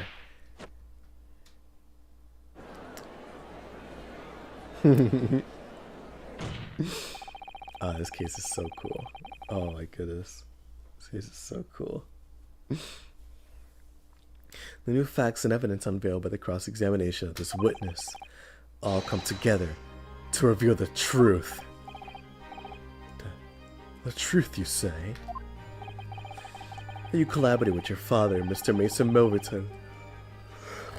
Oh wow, I snorted. Sorry. Goodness. That's how improper of me.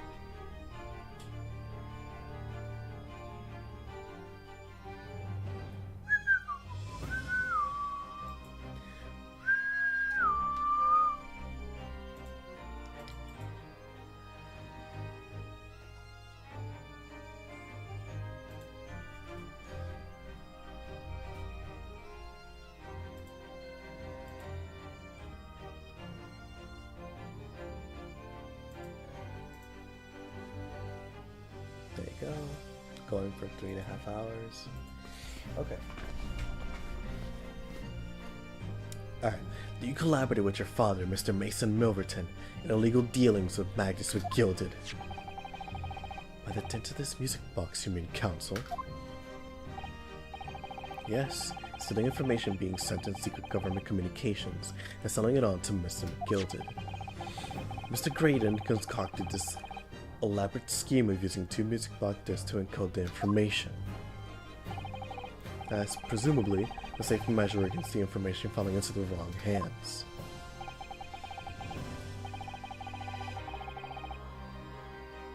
And a very effective one. Shouldn't have given a scheme any credence whatsoever. But the deal with McGilded went sour, and a brickmaker met his end. Yes, but before he was arrested, McGilded managed to temporarily dispose of the stolen disc at the pawnbroker. Then, having learned of the situation, he appeared at the Windibanks 2 days ago. In an attempt to recover the 2 articles McGilded had placed in pawn there. But that attempt failed. One of the discs was seized by the police, and the other you never found. So that same night, you enlisted the help of the Skulkin brothers and broke into the pawnbrokery.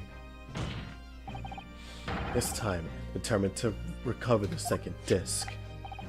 Are you suggesting that the second disc was inside the music box? Wait, you never knew nothing about that? Of the night that Mr. Windibank was killed.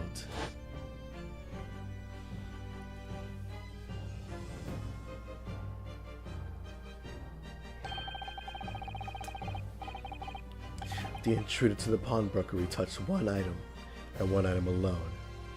The music box. That's rather ingeniously demonstrated using the two prints from the security camera, indeed. So the question then naturally begs answering is this: why was that the one? Why was only that one article disturbed? Excuse me, sorry.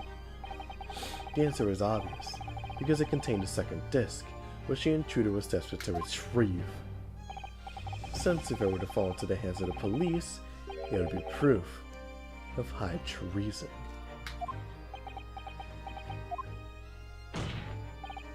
Well, Mr. Graydon.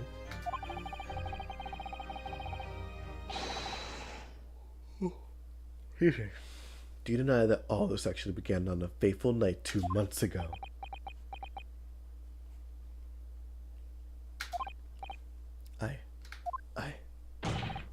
I refuse to accept any of this nonsense.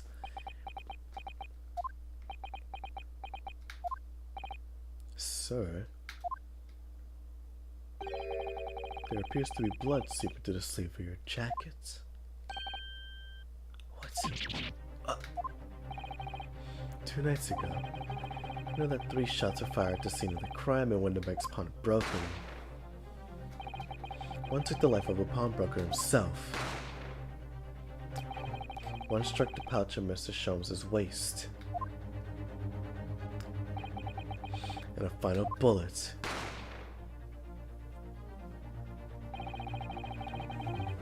struck the calendar on the wall of the shop, having first pierced the arm of one of the intruders, Mr. Graydon. That wound in your arm, they seem to be trying to hide. It's a bullet wound, isn't it? Man, they're frying me with this one. Good lord. He's got you now, me old China. Time to call it quits and croak, I reckon.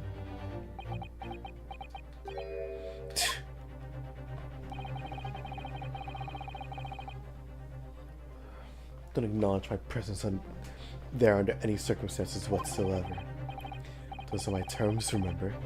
And I paid you handsomely to comply. Clearly I was a fool that I could trust some common backslum thieves.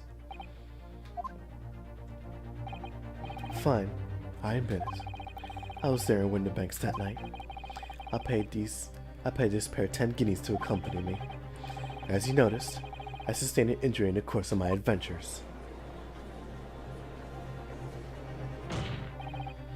But that is all. I admit to nothing more. Stealing government secrets, negotiating with McGilded. As God is my witness, I am sure I recall nothing of the sort. Is that going down without a fight? Now I can show hard evidence, I suppose.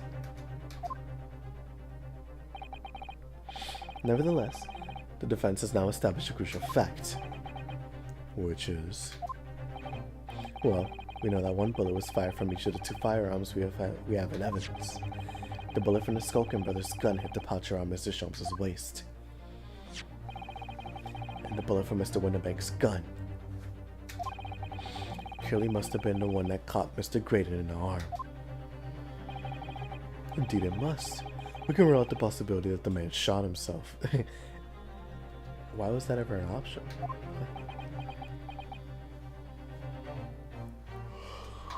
And that leads us to only one conclusion.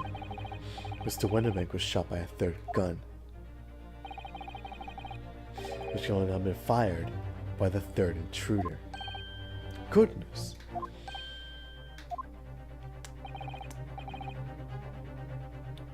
That's right, Mr. Graydon. The only person who could have possibly shot Mr. Winterbank that night is you. Hold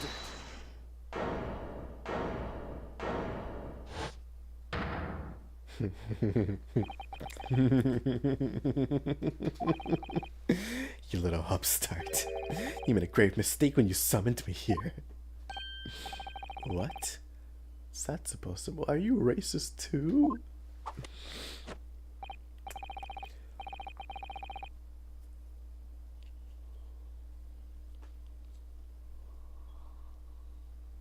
excuse me. Goodness gracious, alright. Yes, as you rightly say, I was there at the pawnbroker's. I did my best to hide the fact naturally. I had no intention of ruining the distinguished career I built for myself at the communication station. Did the thought never cross your mind? Did you never cross the possibility? What do you mean? What thought? What possibility? The possibility that if I was there at the scene, I may have witnessed a crucial moment. You see,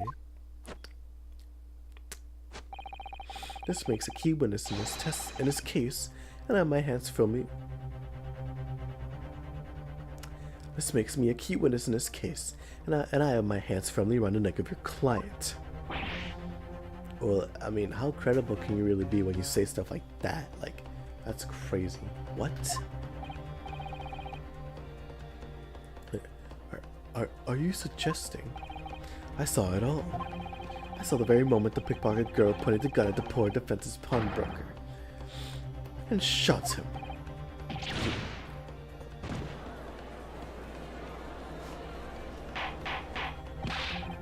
Order! Well, it would seem we are finally entering the last act of this theatrical trial. Mr. Graydon. Yes? I trust you're fully aware of the implications here. If it is shown that your claim is false, you will have incriminated yourself as a killer. Oh, I understand fully. Then I must ask you to give your formal testimony once more. You will explain to the court precisely what you saw at the moment the defendant allegedly shot the victim. Nothing would give me a greater pleasure.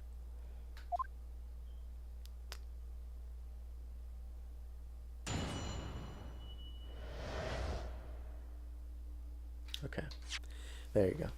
Now I can stop. I know this goes on for a while. Like a while. So, we're gonna save there. And look at that. When you look at that, it's March 14th. 3 hours and 40 minutes. It's a long one. It's a long one. But we ball. We ball. And, well, I did want to finish the game tonight. There was no way. I started way too late, and it was a Friday, so there was just no way I was going to be able to finish it tonight. But I got pretty far, honestly. It was the longest stream I've had since the Case 4 end. Which, granted, I streamed that, when was it? I streamed that on a Saturday, that's for sure. I can check that, actually. Let me see. Yep, Saturday. That's the only reason I was able to stream for that long.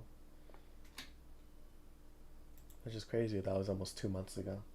I really gotta finish this game, and I've been streaming it for way too long. It's been November, so December, January, February, March, April. Well, 4 months, almost 5 months. But yeah, I've been streaming it for way too long.